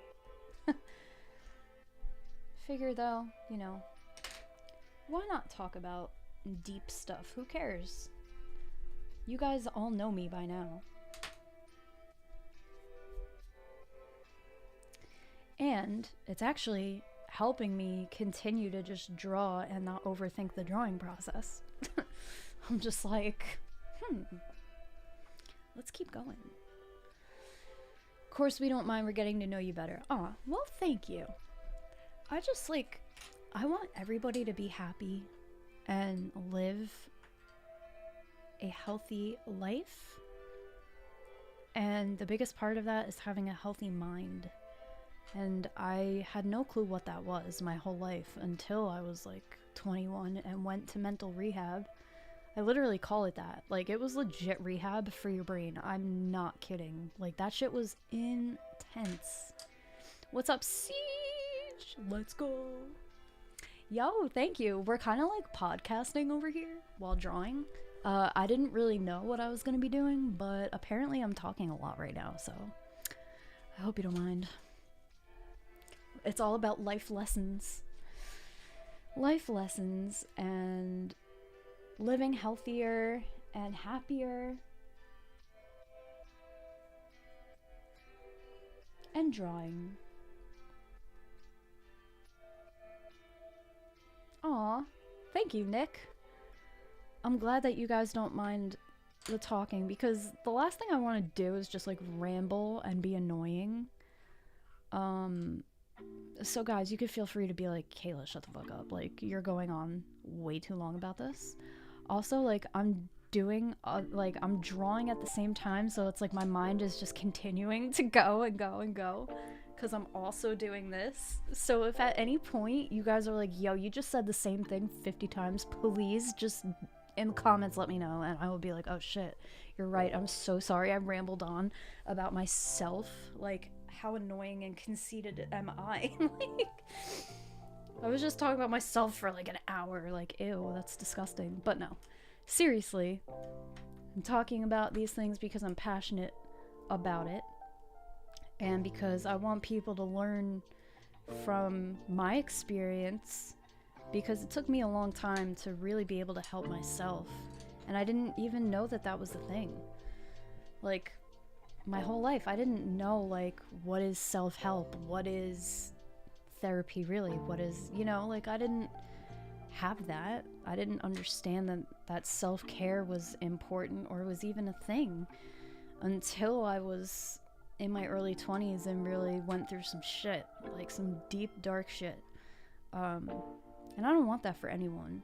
And, you know, shit can get really hard, but I've learned to really just embrace everything in life. Like, really just embrace everything that happens and use it to your advantage. Even the difficult situations, use it as an opportunity for something else. It could be anything. So my life really started to change and become much more positive and fulfilled when I stopped worrying so much. It's like, bro, just have faith that things will work out, and every time they do, because the universe and life has a way of making things okay. So just always remember that.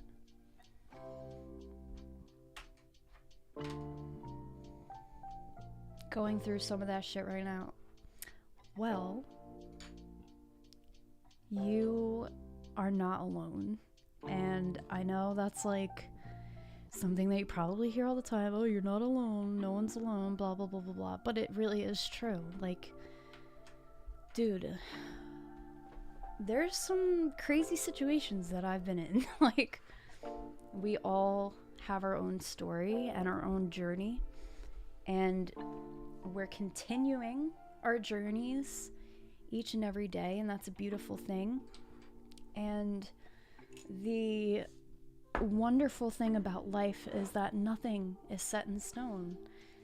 Everything is temporary, and that's what makes life beautiful.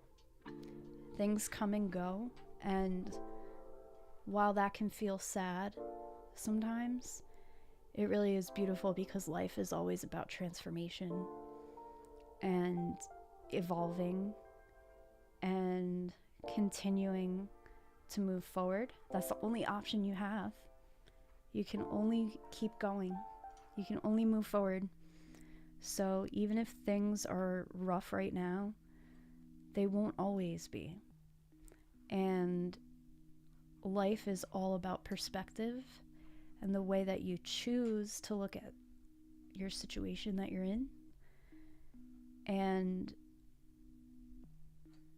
I said earlier, things really started changing in my life when I started meditating. And when I meditate, what that means to me is sitting with my eyes closed. I'll put on, a good, if you have Spotify, put on relaxing spa playlist. And it's so nice to just sit to that playlist, and I close my eyes and I just picture my body. Like, this is what I do when I meditate. I close my eyes, have that music on, just take some deep breaths and relax. I feel my body. I feel grateful for my body, that it's keeping me alive, and that I have a heart that's pumping, and a brain and blood and skin and everything that my body is.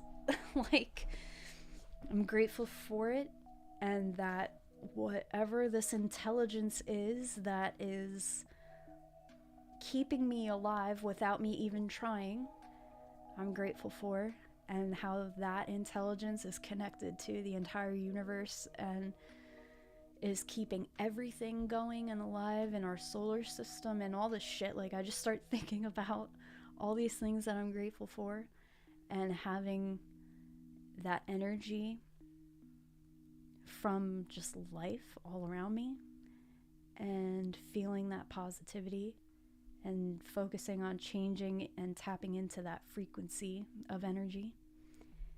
And the music that you put on in the background really helps with that. At least for me, it does. Helps me really just like get into a deeper state. And then I imagine that energy healing me.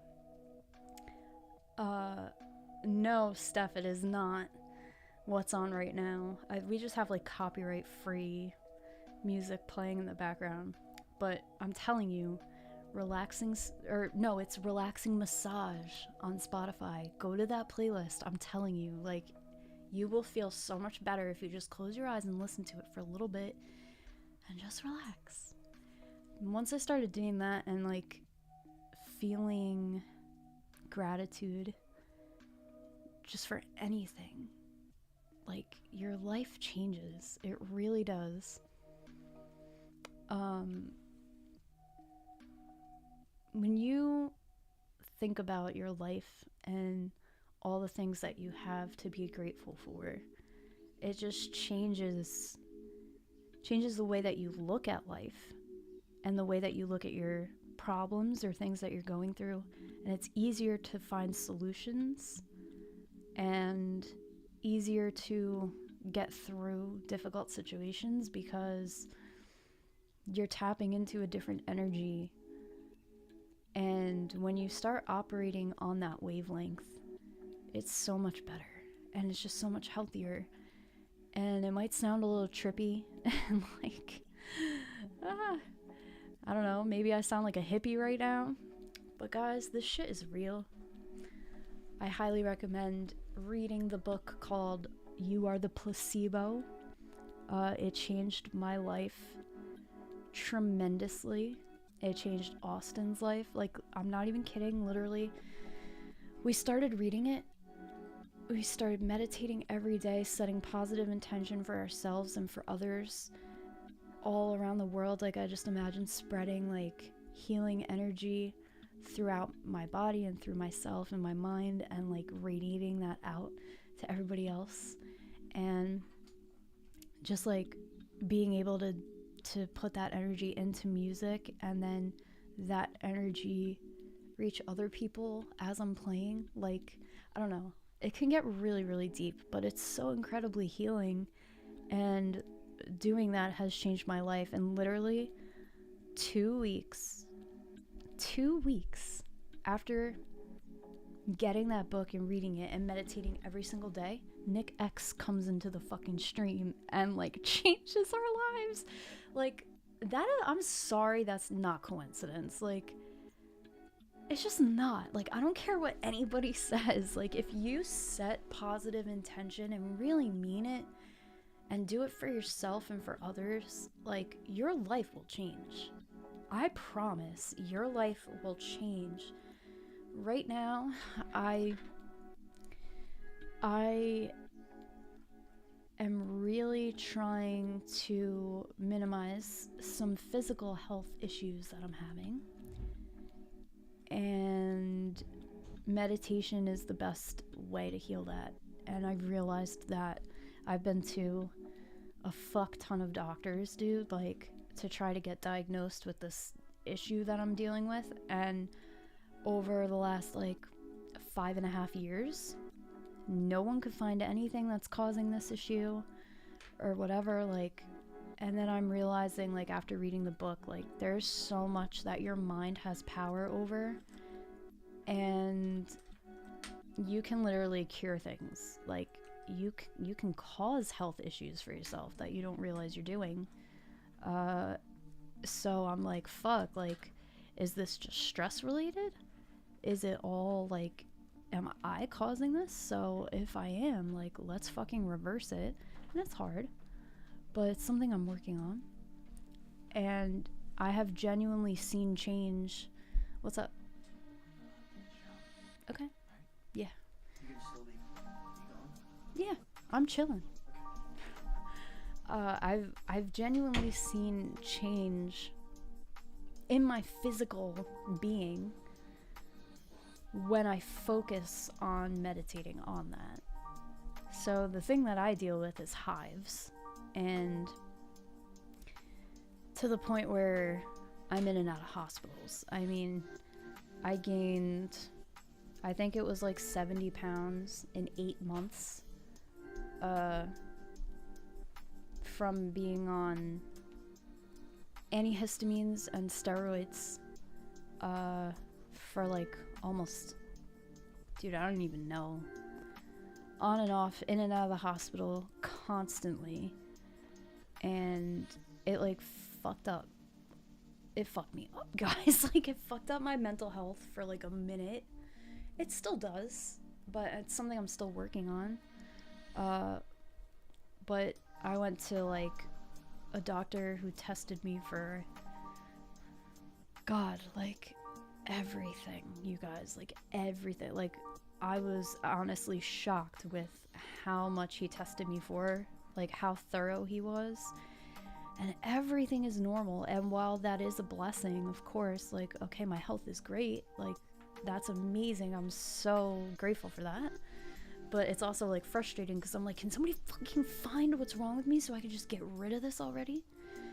And after reading that book, I started realizing, well, maybe this is all just in my head. Honestly, like, maybe it's my mind that really needs the healing and is causing it to come out through a physical change. And I do notice that if I'm more emotional or if I'm stressed about something or dealing with something, then the hives are bad. And if I'm meditating more and being more intentional with where I place my energy, then my skin clears up. So, I don't know, that's just an example, but I mean, yeah, it's tough. It can be hard. And yeah, it's something, hives all over my body, from literally my scalp to the bottom of my feet, everywhere, completely covered. It's something I'm still struggling with, but I know that now I have the power within myself to be able to fix that. And I also have to give myself grace and remember that it's not just going to happen immediately. Like, it's going to take time. And to just keep at that meditation. And I know it'll get better. So, I know that was another, like, kind of tangent. Kind of a lot. But yeah, I figured I would just share that because that book is really incredible. And you will not regret it. You will not regret reading it. And also, like, you know, making those lifestyle changes all just within your own mind. You'd be amazed at what you're capable of in whatever direction that is, negative or positive. You'd be surprised at how much your mind makes up your body and makes up your reality. And yeah, the amazing thing is that you can change. Like how I kind of started this whole tangent in the first place. Something that's beautiful is that we have the ability to adapt and to change and to learn and to grow and know that difficult situations do pass. So for anybody who's still in here and is like actually somewhat listening, if you are, if not, that's fine. I'm still getting it out anyway. But yeah, it's life is a ride, you guys. Life is a wild ride. You always have to do what you feel is the right thing for you, and never regret that decision to always do what you feel is best. Because if you do that and, you know, always stick to what you feel is true, then you can never be mad at yourself. You should always be proud of where you are and not be hard on yourself.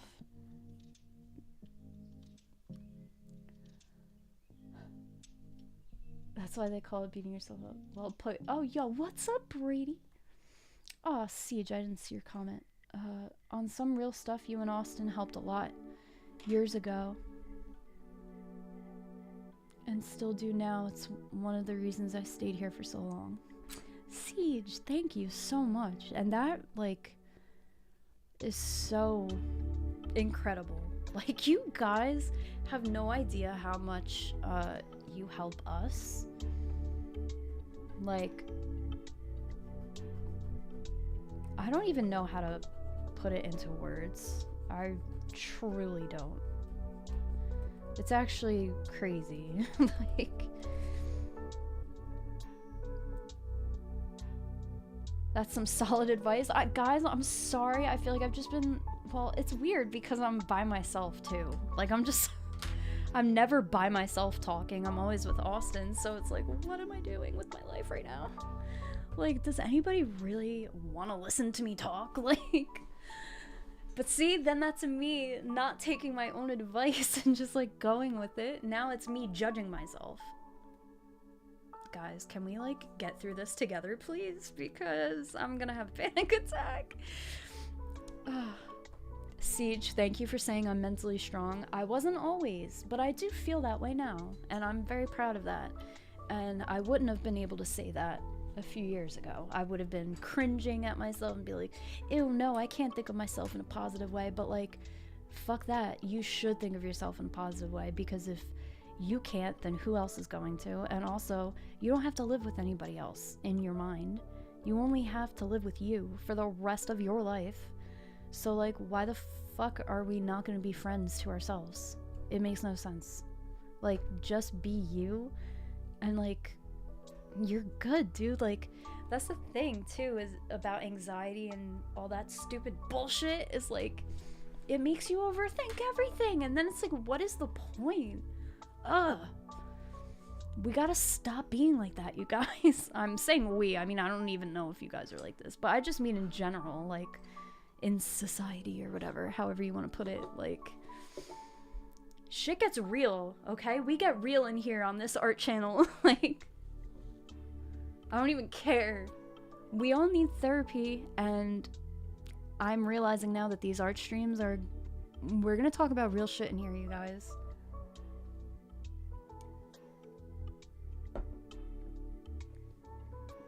We know how deeply rooted in your hearts we are. Oh my gosh. Ugh.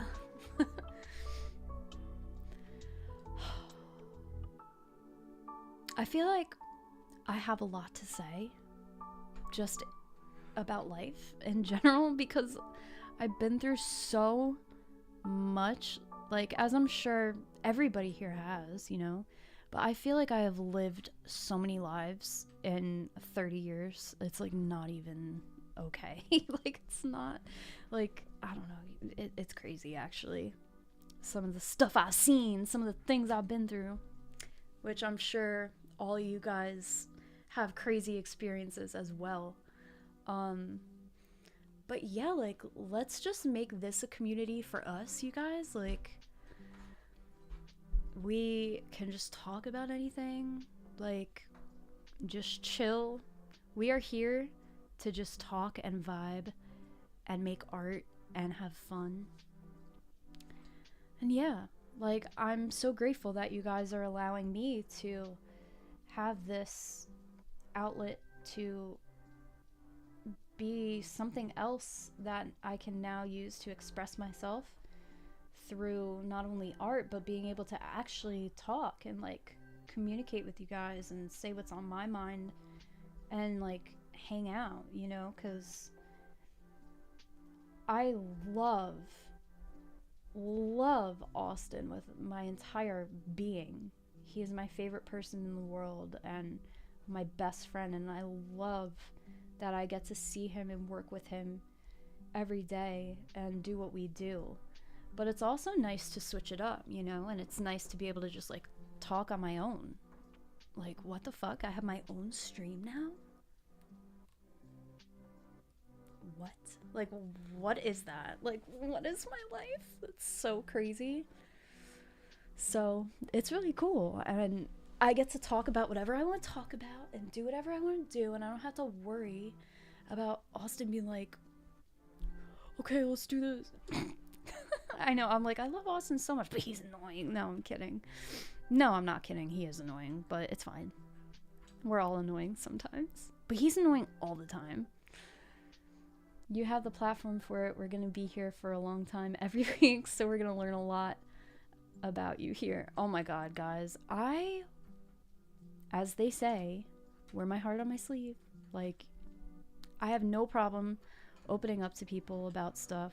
Again, like, if shit that I went through was so hard, but I learned a lot from it, why would I not tell people? Like, to me, it's like, why would I not share experiences or things that I've learned? Because, like, I've learned a lot from other people, and, like, we all just need support. Like, it's fine.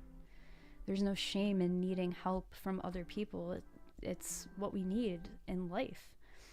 So, you know, it's, to me, I don't care about, like, sharing experiences. I encourage it and want to, because, like, I've worked really hard at building an audience for music, but I really wanted to work hard at building an audience to be able to help people.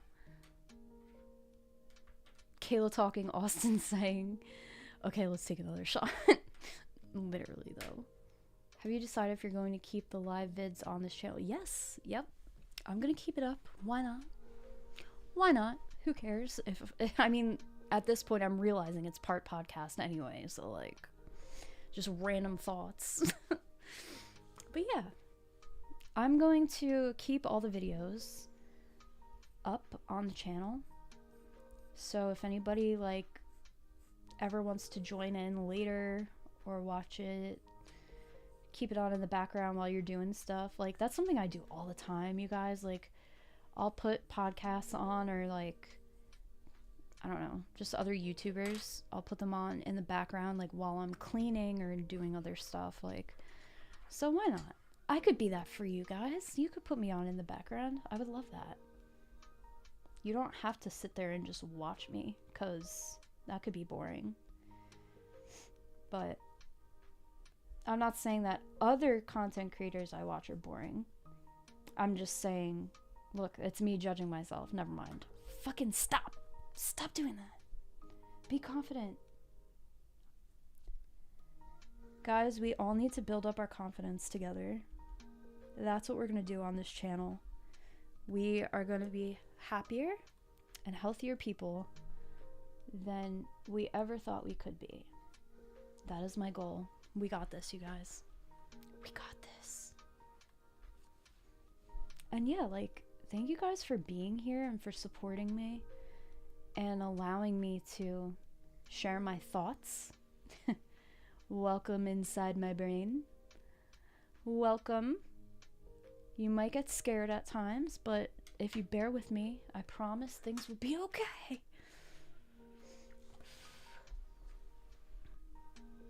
Who would have thought? Like, I've never done artwork and have talked. Like, because usually when I'm doing artwork, I'm just doing it alone.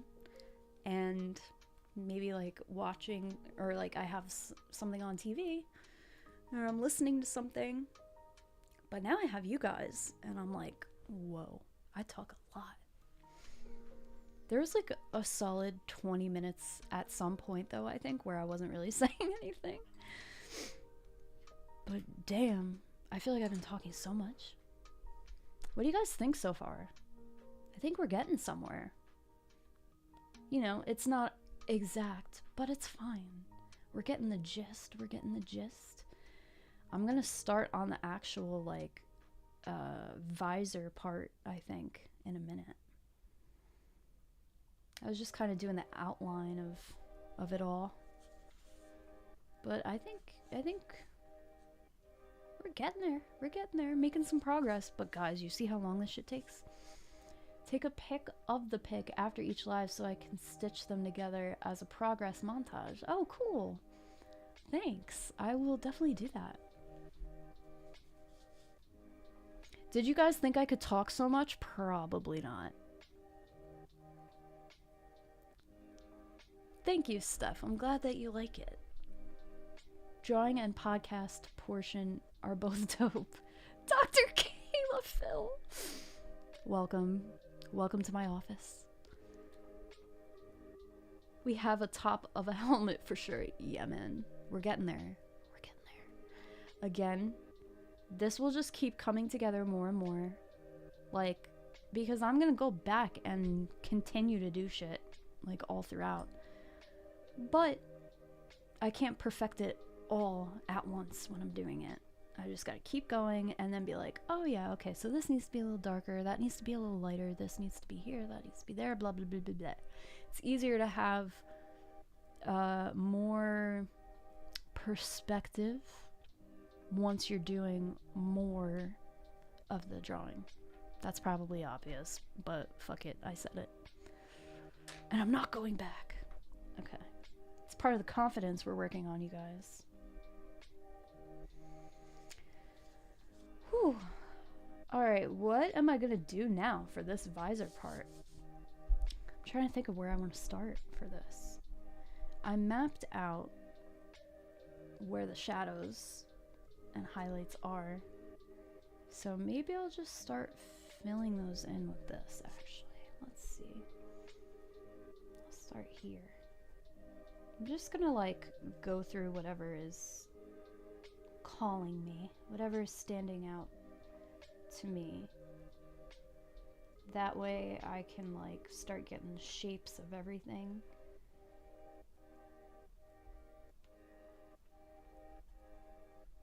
That's darker.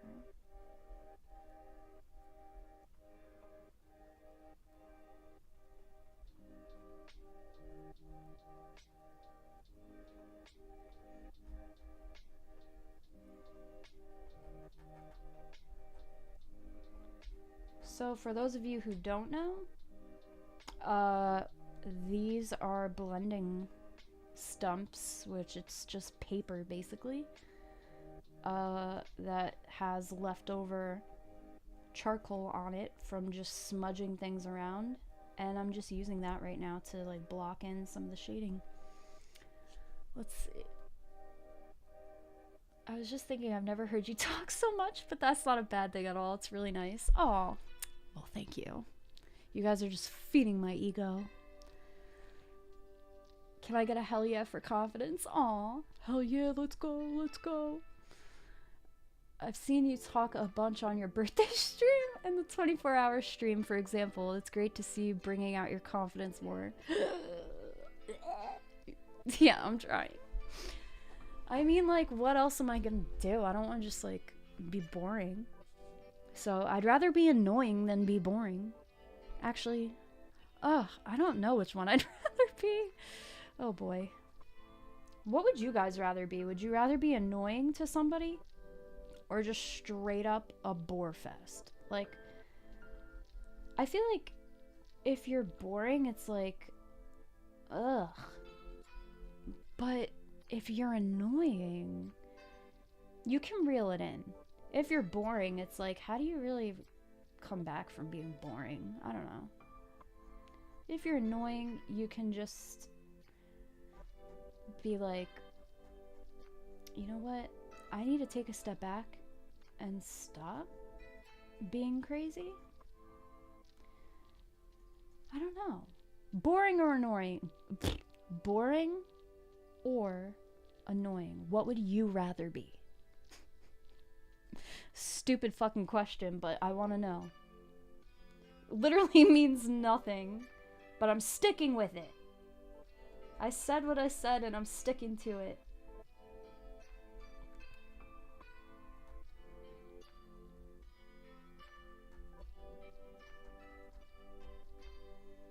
I'd rather talk someone's head off than not say anything. Right? But then, like, I also get self-conscious. Here we go with the confidence thing. Make it stop. But no, like, then I get self-conscious. Sometimes I'm like, I don't want to sound like, I don't know, like all I care about is myself. Like if I'm just talking nonstop or talking about an experience I've gone through. Because like the truth is, I don't want to just like fucking hear myself talk. It's just like, it's honestly the opposite. Like I want other people to get value from something that I'm saying, because I feel like I do have a lot that I think could maybe help people, but then it's like, am I just being full of myself? And like, I don't know. Does anybody really even give a shit? Probably not. Like, and then I just get in my head, it's like, who the fuck do I think I am that I can fucking help people? Like, ugh. But like, I genuinely want to. So it's like, I don't know, it's a stupid back and forth thing. You guys would rather be annoying. Sometimes people are only boring because they need time to open up. That's also true. That is definitely true. And I have always been a very open and honest person, but also very painfully shy. Like I was saying that earlier. For a really, really, really, really long time. Like, most of my life. Like, when I say painfully shy, I, like, literally mean, like, it would hurt. Would you rather be too much or too little? Yeah! Oh, that's so, like... I mean, everything in life is a balance, right? Like, you need to have balance in everything that you do. Otherwise, things just are gonna be crazy. But if you had to pick too much or too little... Oh, God, I don't know. Like, I don't know what I would rather... I guess I would rather... I don't know. I'm so back and forth. Okay, that's another thing about me. I am, like, one of the most indecisive people on the planet. I'm much better now the older I am than I ever have been in my life.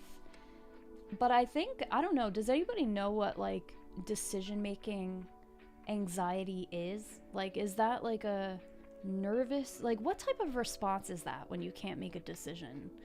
Because sometimes that can be like really crippling. Like Austin and I both have a tough time making decisions. With how confident he can come across and like be, like a lot of times he's very indecisive, which I feel like you wouldn't really think about Austin because he's so like, let's go, like we got this, we could do this, like we're streaming, I got it all set up, this and that, like he's very like technical and straightforward. But at the same time, he can also be really indecisive. So when we both are, it's like we just don't do anything for like hours. We're like, oh my god, we're both like crippled because we can't make a decision. It's so annoying. Like it could be the stupidest, like dumbest thing, like what we're eating. Okay, do you want to make tacos or spaghetti? And it's like we'll be there for like an hour trying to decide, and we just keep going back and forth. It's like, I don't know, can't you just pick? No, like why do I have to pick? Like why can't you just pick? Like I don't, oh, it's so annoying when that happens. You are who you are. Be nothing but who you are. If someone thinks you're annoying, let them. Who cares? We love you. Who you are. It shows how comfortable you are with your audience when you can yap a lot. You know what? That is true. I am very comfortable with you guys. And that's an amazing feeling because of how shy I normally am or can be. It's like I've had to get over that a lot with wanting to also be a performer. The two and two don't really go together very well.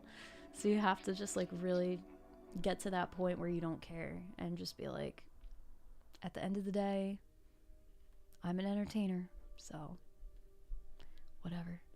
I'm so indecisive, Kayla. Oh my god. It's okay. Like, I feel like everybody... I mean, indecisiveness, to a certain extent, is probably normal, right? Like, you gotta think about what you want. But at a certain level is where it's like, okay, there's something wrong. Like, why can't I make a fucking decision to save my life?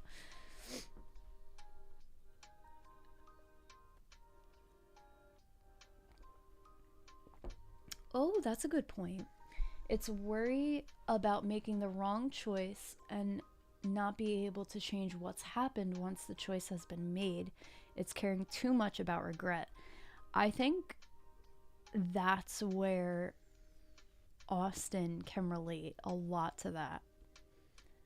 And that's something that he has expressed to me about having bipolar disorder. For him, he has expressed a lot like that making decisions feels like such a back and forth thing, and that he's afraid of making the wrong decision. And something that I try to always tell him is that there is no wrong decision. For me, I feel like I'm indecisive in a different way. It's not that I'm afraid of making the wrong choice. It's more so like I literally just can't fucking decide because I want both, or, you know, depending on whatever that situation is. I am like a chronic people pleaser. So making decisions when it has other people involved is what is like crippling for me. Whereas I'm not really worried about like making a wrong decision. It's more so like, is that person gonna be happy or not? Like, that's what I have a tough time with. But I do understand that for sure, like what Austin goes through sometimes with making decisions, and that feeling like, you know, of making a mistake or something. But to me, something that like I always tell Austin is, any decision that you make is not a right or a wrong. It's not a mistake. It's you're making the best choice that you feel you can in that moment, right? Like, so why be so hard on yourself? Like, you don't know what the outcome is until it happens. So whatever choice you make is, yeah, the fear of change comes into play for sure. For sure. But I go to the store for something and I never end up getting what I go there for because I can't make up my mind. Yeah, right? Like, I feel like that has to be some sort of anxiety response that a lot of us go through and maybe don't really even talk about enough.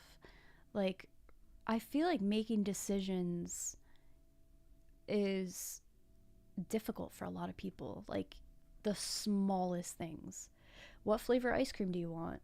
I don't fucking know. I can't make a decision. Like, the simplest, stupidest things. Like, why can't I decide mint chocolate chip or fucking cookie dough? Pick one. But no, your girl has to get both because I can't decide. I need to be able to have both. I feel you, Kayla. With that, I can put all my options as equal to what no option. Wait, did I read that right? Oh, to where no option is standing out as the best option.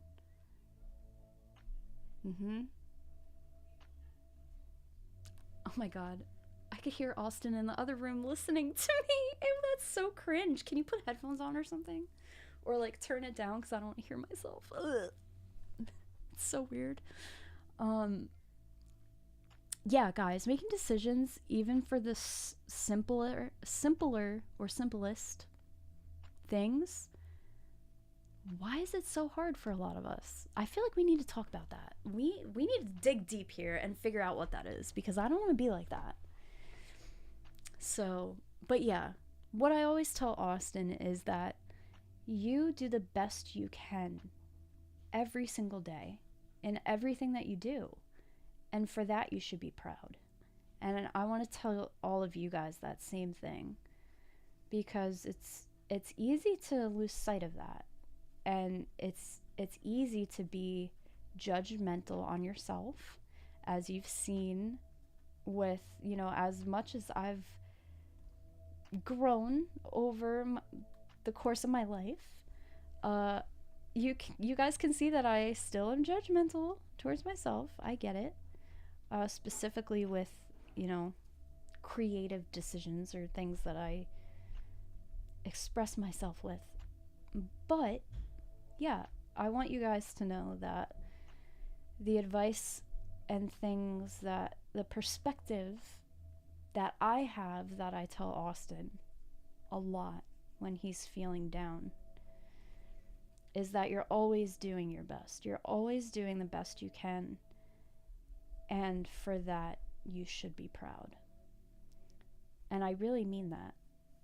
Because if you have the intention to do that, it doesn't matter what you decide. Whatever it is that you need to make a decision on, it doesn't matter. Like, if you're doing your best, then that's all you need. And whatever the outcome is what it is, and you deal with it then. But something that I always like to think about, that I've heard in therapy, is we're always thinking of, well, what if this? What if that? What if this happens? What if that happens? And it's always negative. But why do we never think of the best case scenario? Like, why do we never think of what are the greatest things that could happen?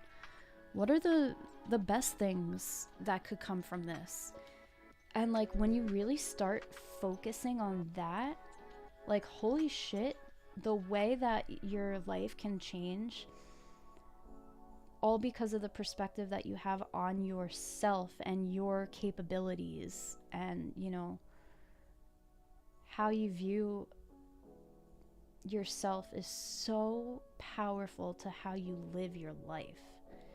And like, when you can truly be comfortable with who you are, and know that even if you make a mistake, it's it's not something that defines you. Mistakes or decisions that you make, they do not define who you are. It's what you do with that. How you move forward from that experience is who you are. Like, make mistakes, fucking get shit wrong. It's fine.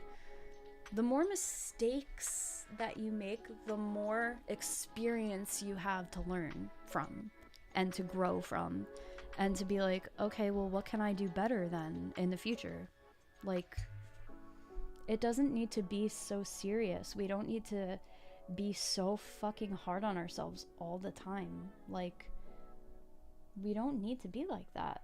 So everybody shut the fuck up and just be confident in yourself. And I'm talking to myself as well.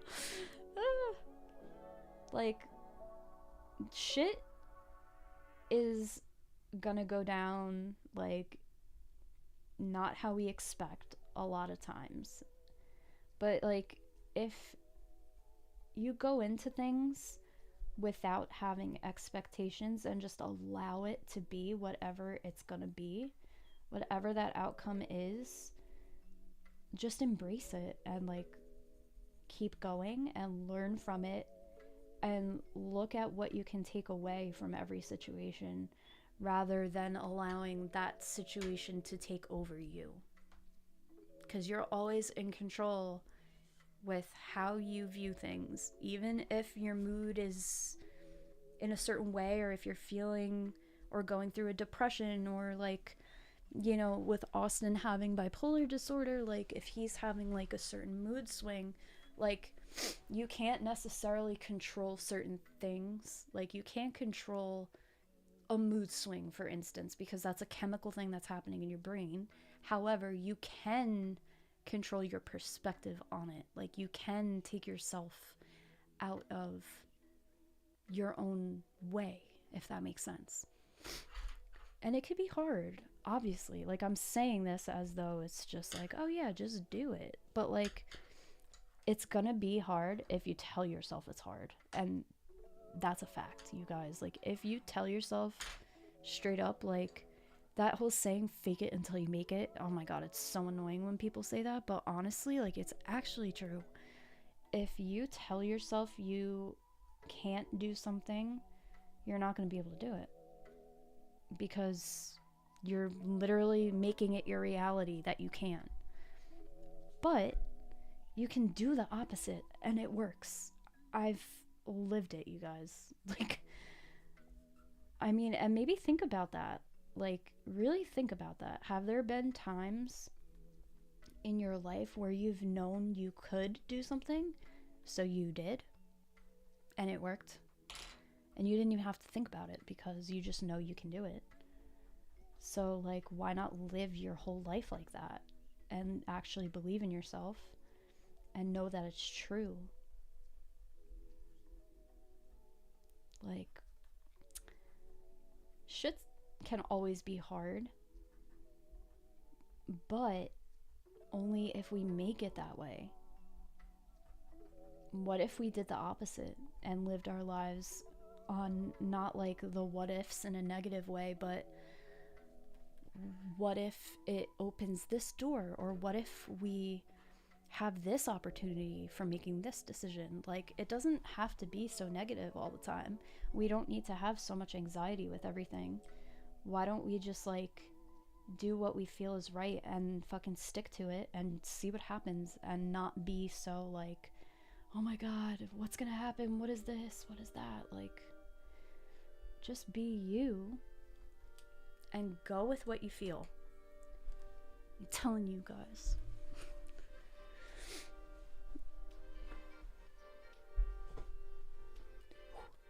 Yeah, decision making is hard. Or is it? Decision making is not hard. Tell yourself that. Make that your reality. Like, we need to get out of our own way. Welcome to Kayla's Brain, episode 1. Episode 1 of 8 million. Your way of doing something doesn't have to be someone else's way of doing it. You're not them. You're unique. You're going to do it your way. Exactly. Exactly. And I've really learned that. That's very true. Like, I have definitely learned that throughout the years, especially the last few years. My way of living my life doesn't have to be what's normal to other people and how they live their life, because the way I live mine makes me happy and I'm getting by just fine. So why should it affect other people? Yes, we are our own worst enemy, for sure. That always makes me think of that song. What's up? You should probably start wrapping up, right? It's already 5:22. Yeah. So, maybe go for like another 15, 20 minutes, but... Well, I'm teaching at 7. Yeah, I just So figured you might want some time. I got set yeah. up and Yeah. So. True. But yes, we are all our own worst enemy, for sure. And like, why do we do that? Just cut it out, you guys. Cut it out. It's not worth it. It's dumb. Instead of being our own worst enemy, we should be our own best friend and encourage ourselves to make it through things and do it the way that we would encourage other people in our lives. Because there's no point in bringing yourself down. Like, it doesn't do anything for you. And what's the point in hurting yourself? Like,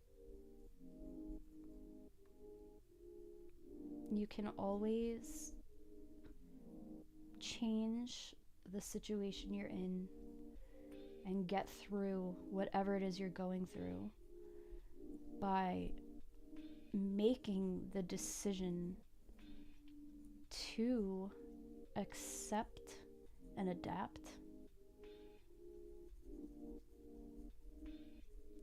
And guys, you are not alone in your struggles and going through tough times. We all deal with it. We all are navigating life the best that we can.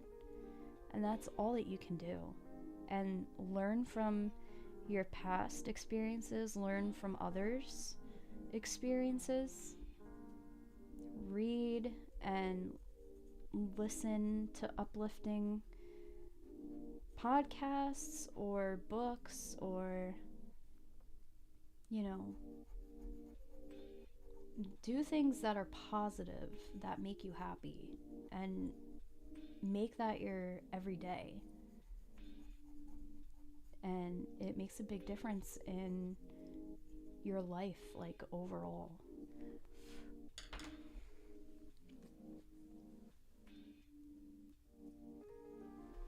You just gotta get comfortable with accepting the choices you make. There is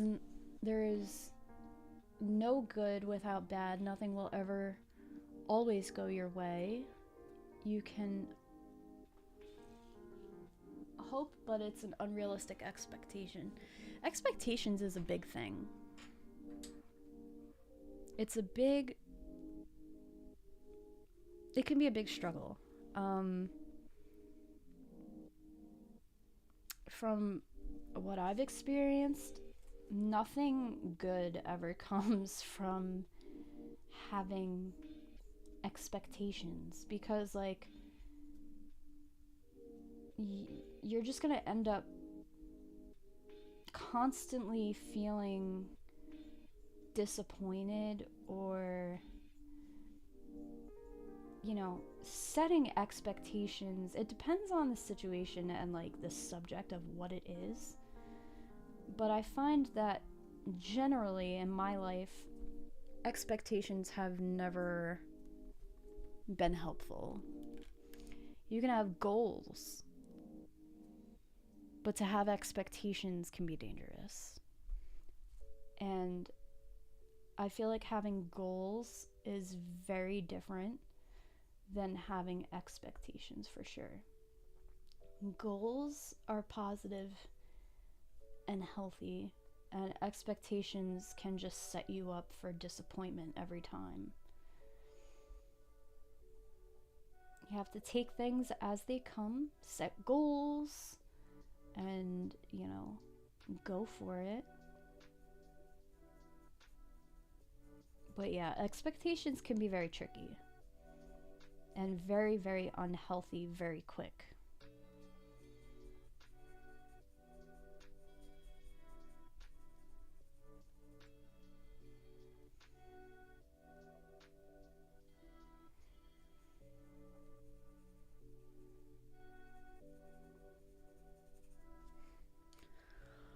Oh man, you guys.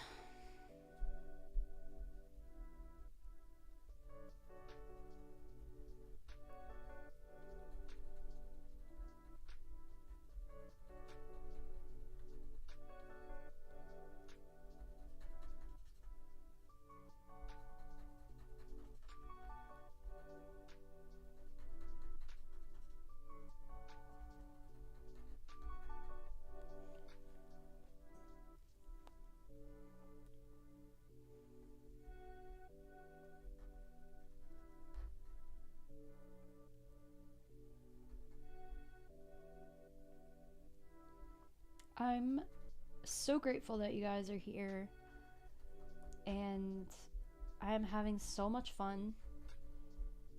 I wish that I didn't have to go soon, because I want to keep working on this. And it's really cool to just like chill with you guys, and there's no pressure to play music or do anything else other than just relax and have fun and talk to you guys. And yeah, I'm very grateful that you are here supporting me. And I just can't tell you how much it really means to me.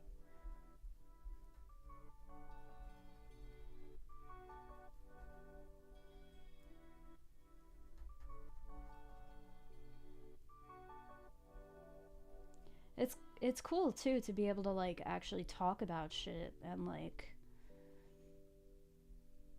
I don't know, support each other and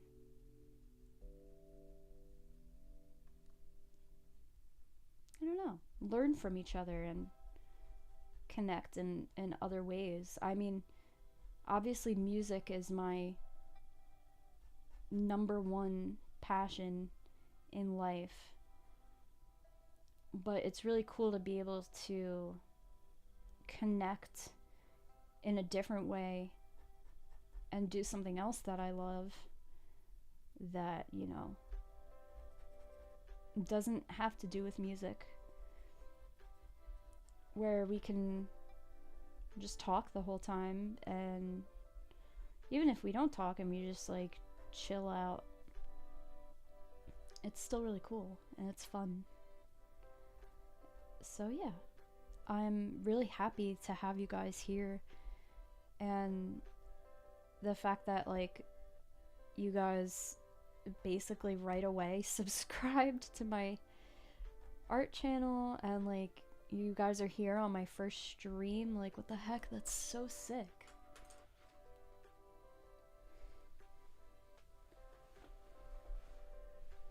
Have no fear, we'll all be here for the next one. Yay! That's so exciting. I really can't believe this, you guys. Like, this is my life right now. I'm probably going to talk about it every single time, so I apologize now if it gets old really fast.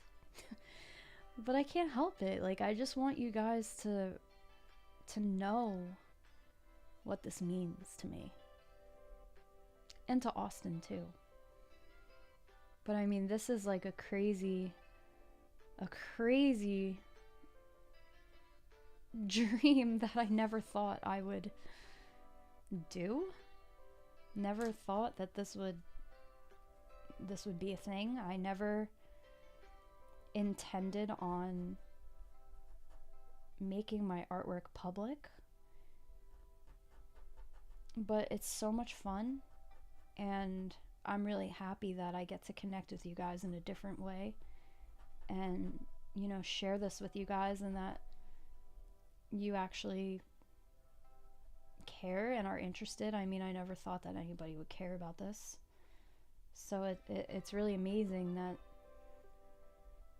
you guys support me and Austin the way that you guys do. It's like completely just so wild. I don't even know how this happened. You know, it's again, it, like I was saying earlier in the stream, it's really amazing how your life, just how things happen and how things turn out. And when you set that positive intention and you really envision your life the way that you want and you work for it, it really can happen. And you guys have made that real for me and for Austin. You've made this possible. And like it's just insane. It's absolutely nuts.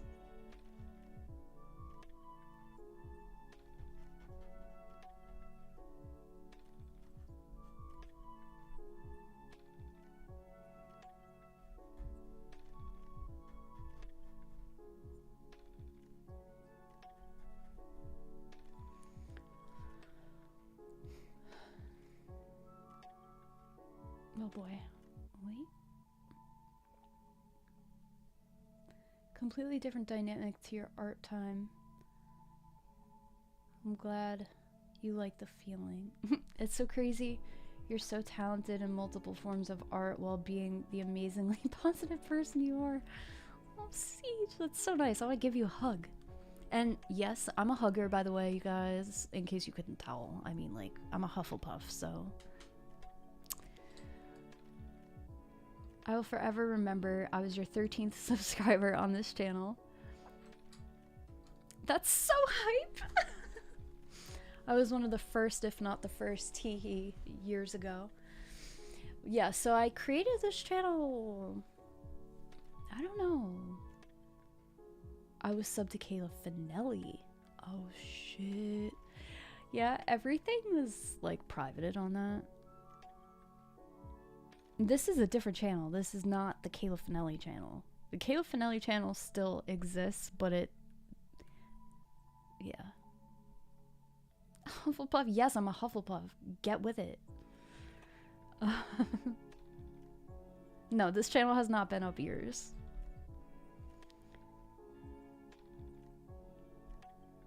Oh, Brady said it kind of feels like you guys support us too. Hey, we try, you know?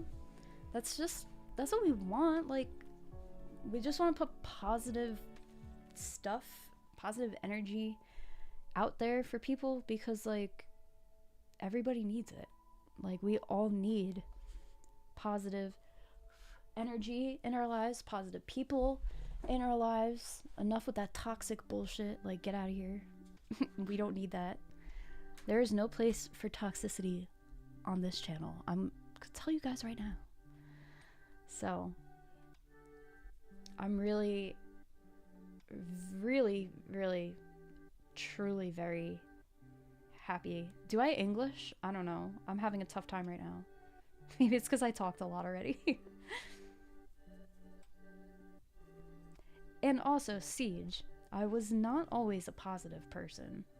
In fact, I was an extremely negative person for quite a while.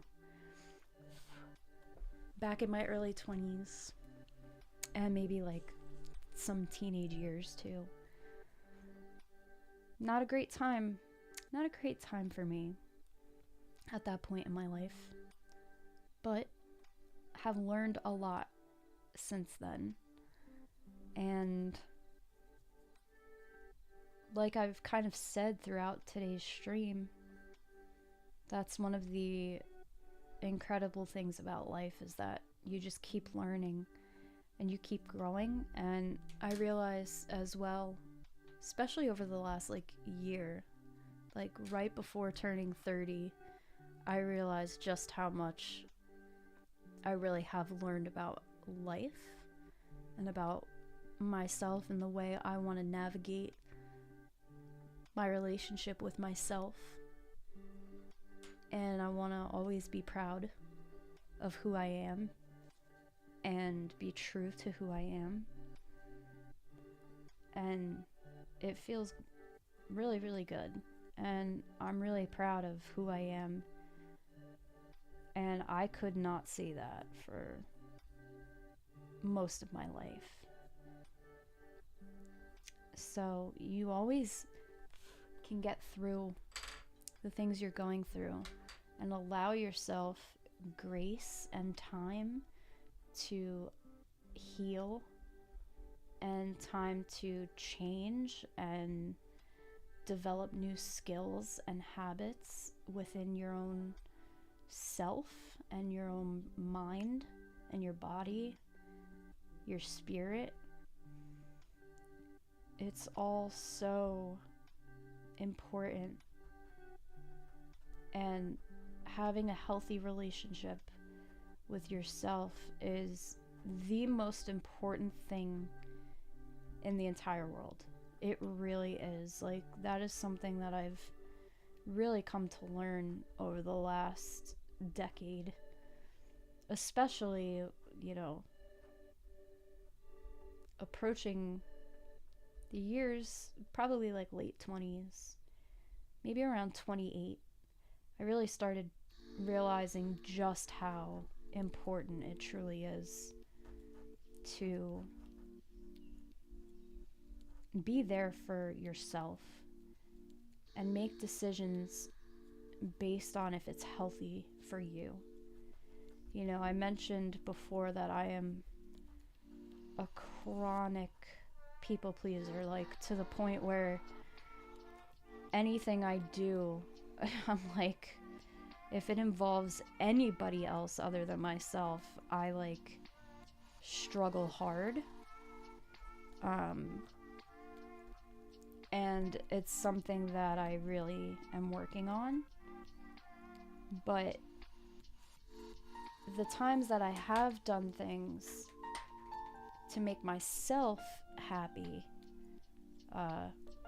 it comes along with, it's ironic because doing what I want makes me feel guilty. And that's something that's like the biggest emotion that hangs over me is guilt. And it's something that I've worked on for a long time and something that I am continuing to work on. And I'm still not quite sure how to relieve some of that feeling.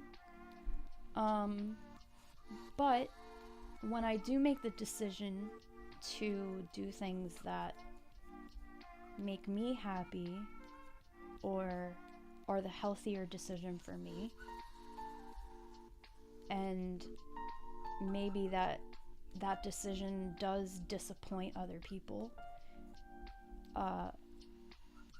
you know, that feeling of guilt is really heavy for me. It's very, very deep. So it's like, it's a weird feeling, you know, because it's like, I know that if I do that thing, it'll make that person happy, but it won't make me happy or feel healthy. But then if I don't do that thing, then it's like I'm still not happy because now I feel guilty. So it's like weird. It's like you can't win, but I'm trying to work through those feelings, and that's difficult. But I think that that's something that I see in my 30s, like that's something that I'm going to overcome and not feel anymore. But I know it takes time. So I'm allowing myself, like I have mentioned today, I'm allowing myself grace and room to grow and know that it's okay to have feelings of guilt, but I don't need to live in that. That doesn't have to be my reality. That those feelings are things that I can overcome, and I can be healthy for myself, because, you know, I need to take care of myself first and foremost, and not always just do things that other people want. I need to do things that are right for me, and that's very difficult for me personally. Something I really, really, really struggle with, like hardcore, like, but, you know, it's something I'm doing, I'm working through. It's hard, but I know that I will get there and overcome these feelings, and I will grow. And that's what I want to say about you guys too. Like, whatever it is you need to work through, like, you're not alone in that. We all have shit that we have to fucking work through and deal with. Like, we are all going through this together. This thing called life. And that's an amazing thing. Like, none of us are alone, you know? We are all dealing with our own shit, and sometimes it does feel like it's lonely, but you're not alone. You might feel lonely, but you're not alone. So always remember that. And some people are really lucky and just born positive. I was not born with that. I had to learn how to be positive and how to change my brain chemistry, like, to actually be that way. I wasn't always a positive, strong, like, minded person. Which, Siege, I still really appreciate that you said that I'm, like, mentally strong. It took a lot of years. A lot of years. But it is possible. And I always want to be a positive influence and role model for other people, especially my sisters. I have 2 little sisters. And I really pride myself on always following my heart and my dreams, and always making decisions based on what I feel intuitively is right for me. Because now, after all these years of those decisions, it is finally paying off and working because of you guys. So, holy shit, that's amazing. Yeah, there's never really gonna be a way to please everyone. Exactly, it's just impossible. How long you got left before you put on your piano teacher head?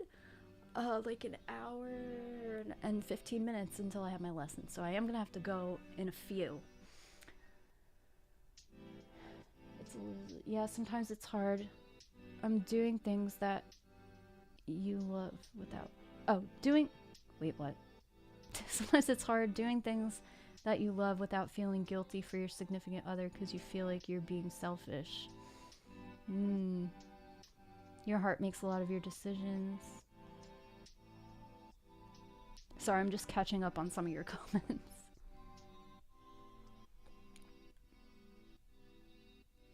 You can't wait for life to stop being hard before you decide to be happy. Yep. That is true. Life is always going to be hard if you look at it that way. And there are going to be things like, even if you're a positive person, there's always gonna be things that are difficult. Like, that's just a part of it. But that is what also, like I've been saying today, like what makes life so beautiful. Because we can grow and adapt, and because we experience hardship and loss, that we are able to be so grateful for every experience we have and have gratitude, and we know what that feels like because we're human. Yeah. I don't know if that made sense, but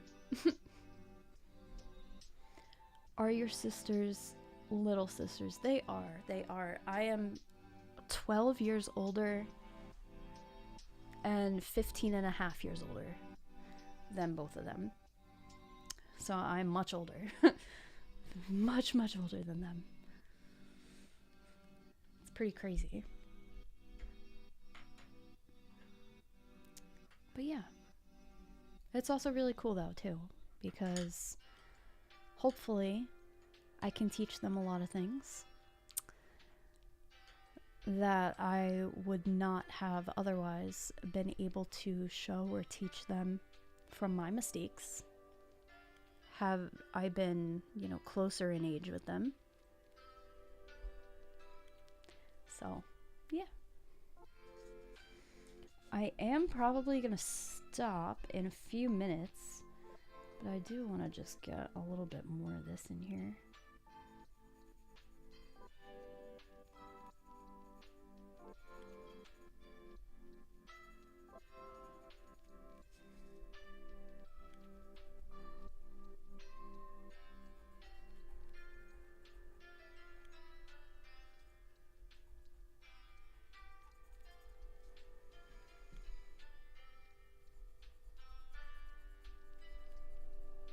I don't know when I'm going to stream again, so I'm just gonna have to keep you guys updated, like, in Discord or whatever. So just keep an eye out for that. Thursdays in general should work,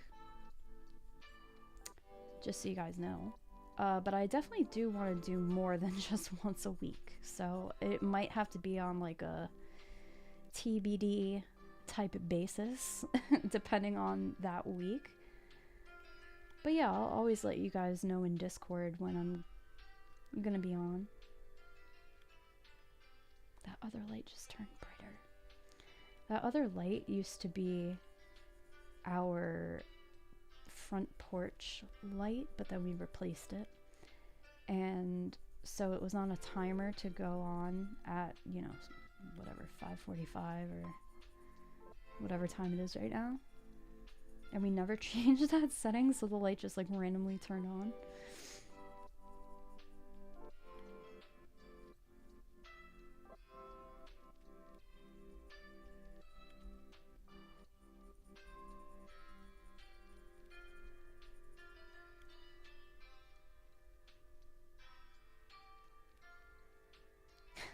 Austin just turned it down, I think. Alright, we are getting somewhere. Obviously, a lot of blending needs to be done. And highlighting. I'm trying to like block in the shadows, build them up the best I can, really. Austin keeps messing with the light.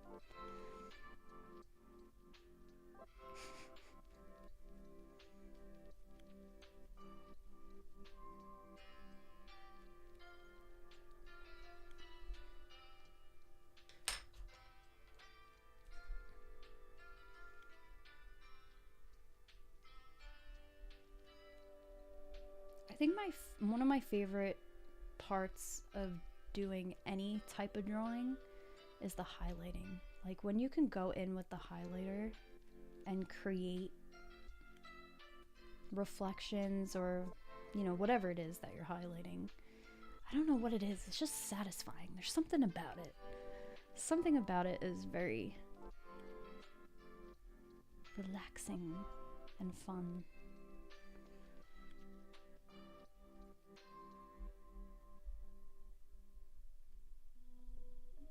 That's too bright up there, so I gotta go over that again.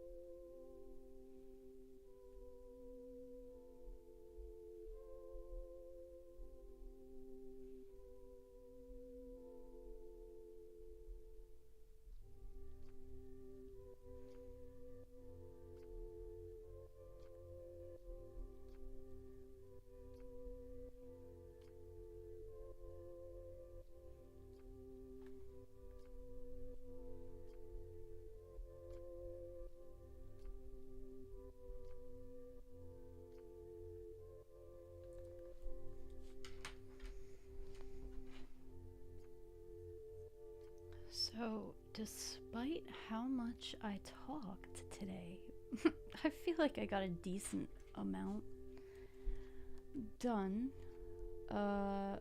Which is funny because it's really not that much. Considering how much there is. But I am pretty happy with it so far.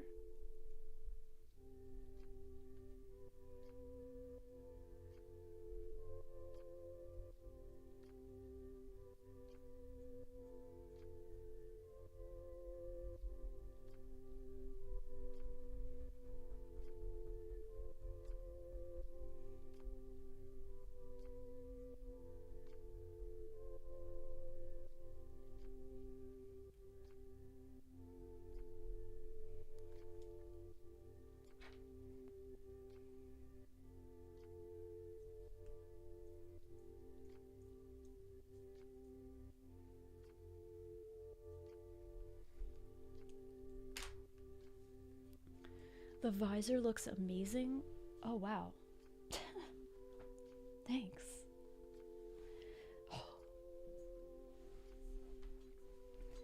I am like barely into it, but we're getting there. We're getting there. But see, like, it's amazing. Once you use the eraser to highlight some stuff, it really starts coming together better. You see the vision.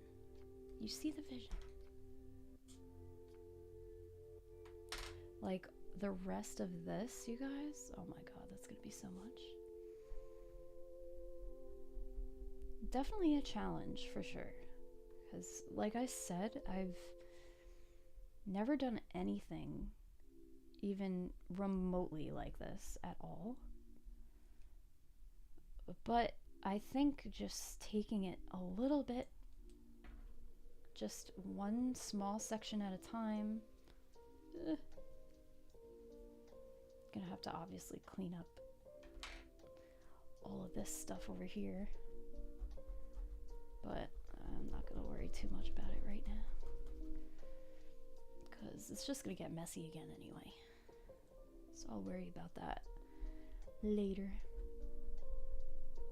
But for now I'm trying to just like brighten more of this.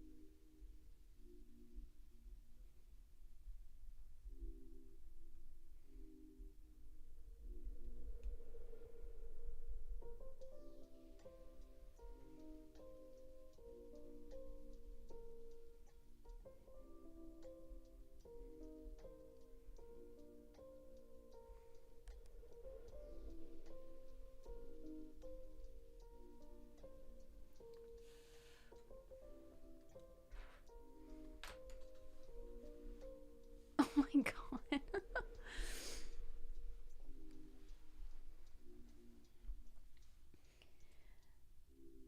Siege, I don't think I even know what you look like. So, yeah. But I will happily draw you for the right price. I'm kidding, but also I'm not. Now, so the next thing that I draw, depending on, you know, if anybody wants a specific portrait done, obviously, the next thing I want to draw is Daenerys. I want to do it. I know I showed you guys that drawing that I did like years ago now. Well, not like years and years and years, but like maybe a year and a half or something. And yeah, I'm like, bro, I want to actually like draw her for real. And I found a really cool picture that I want to do where she's coming out of the flames and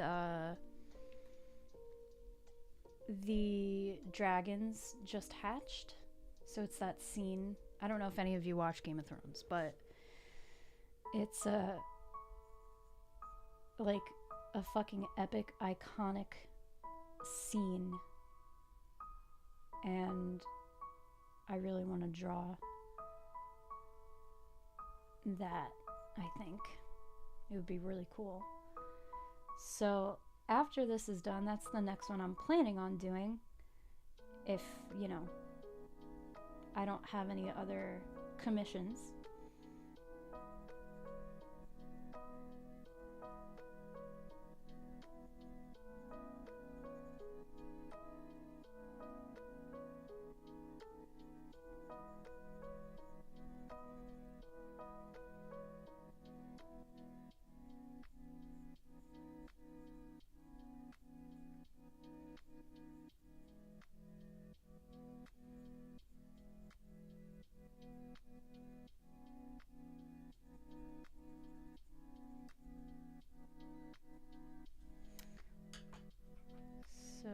kind of like need a tissue to blend that out softer, but I don't think I have any nearby. So I am going to stop for now. Oh my god.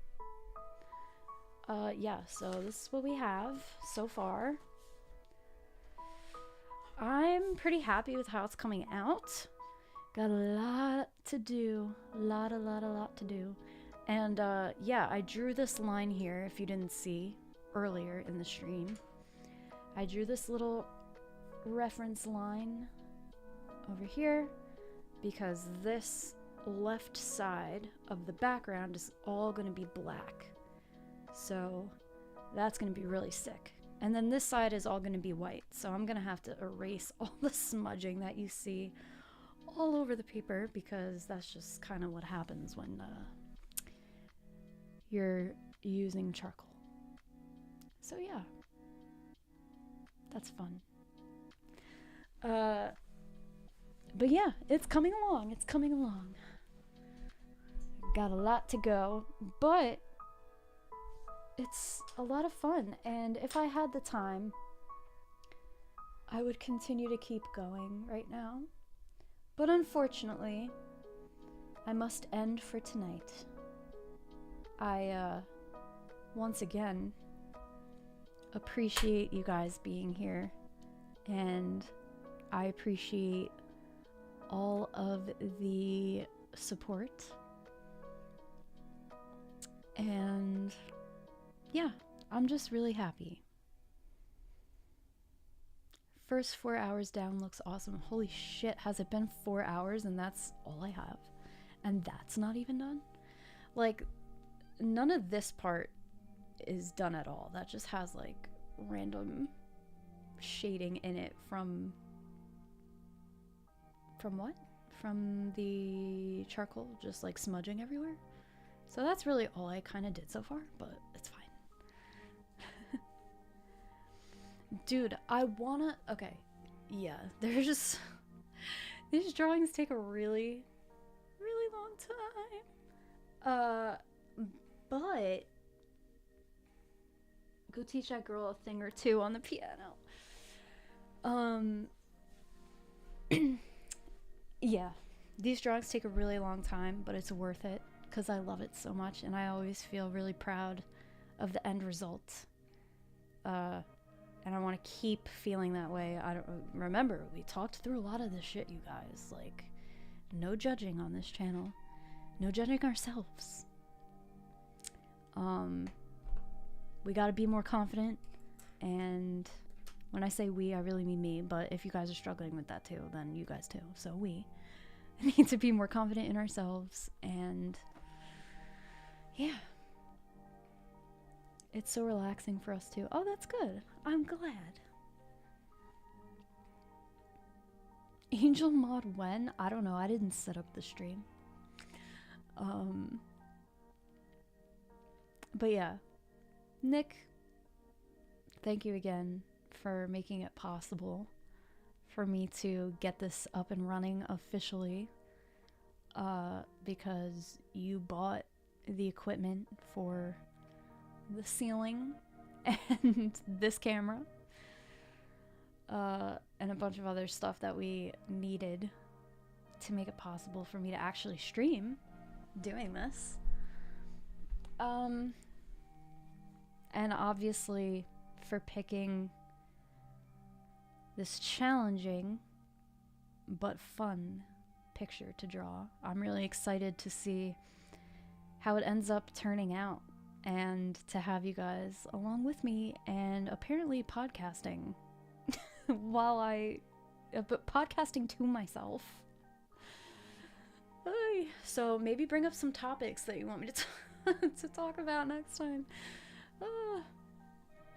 See, it's annoying though because I do, like, after I'm done with my lesson today, I like want to keep working on this, but I can't because I gotta do it on stream, so I'm gonna have to wait until I see you guys again.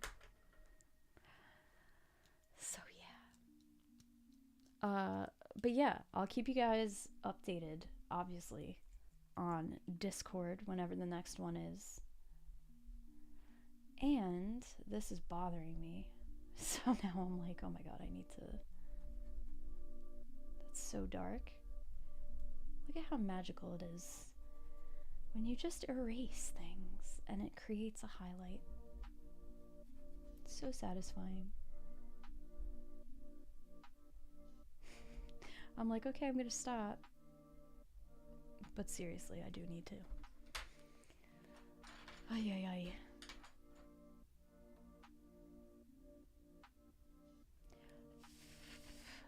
This shit is messy. Alright. I gotta go. But yeah, thank you again, everybody. I'll talk to you guys in Discord. Yeah, I'm gonna leave this up. So if anybody missed any of it and wants to go back and watch the process or hear me talk for like a million hours about life and random shit, then you guys get to watch it if you want to. So yeah, thank you again. I love you all very much. I hope you have a great rest of your day or night. And that's it from me. Okay, I love you guys.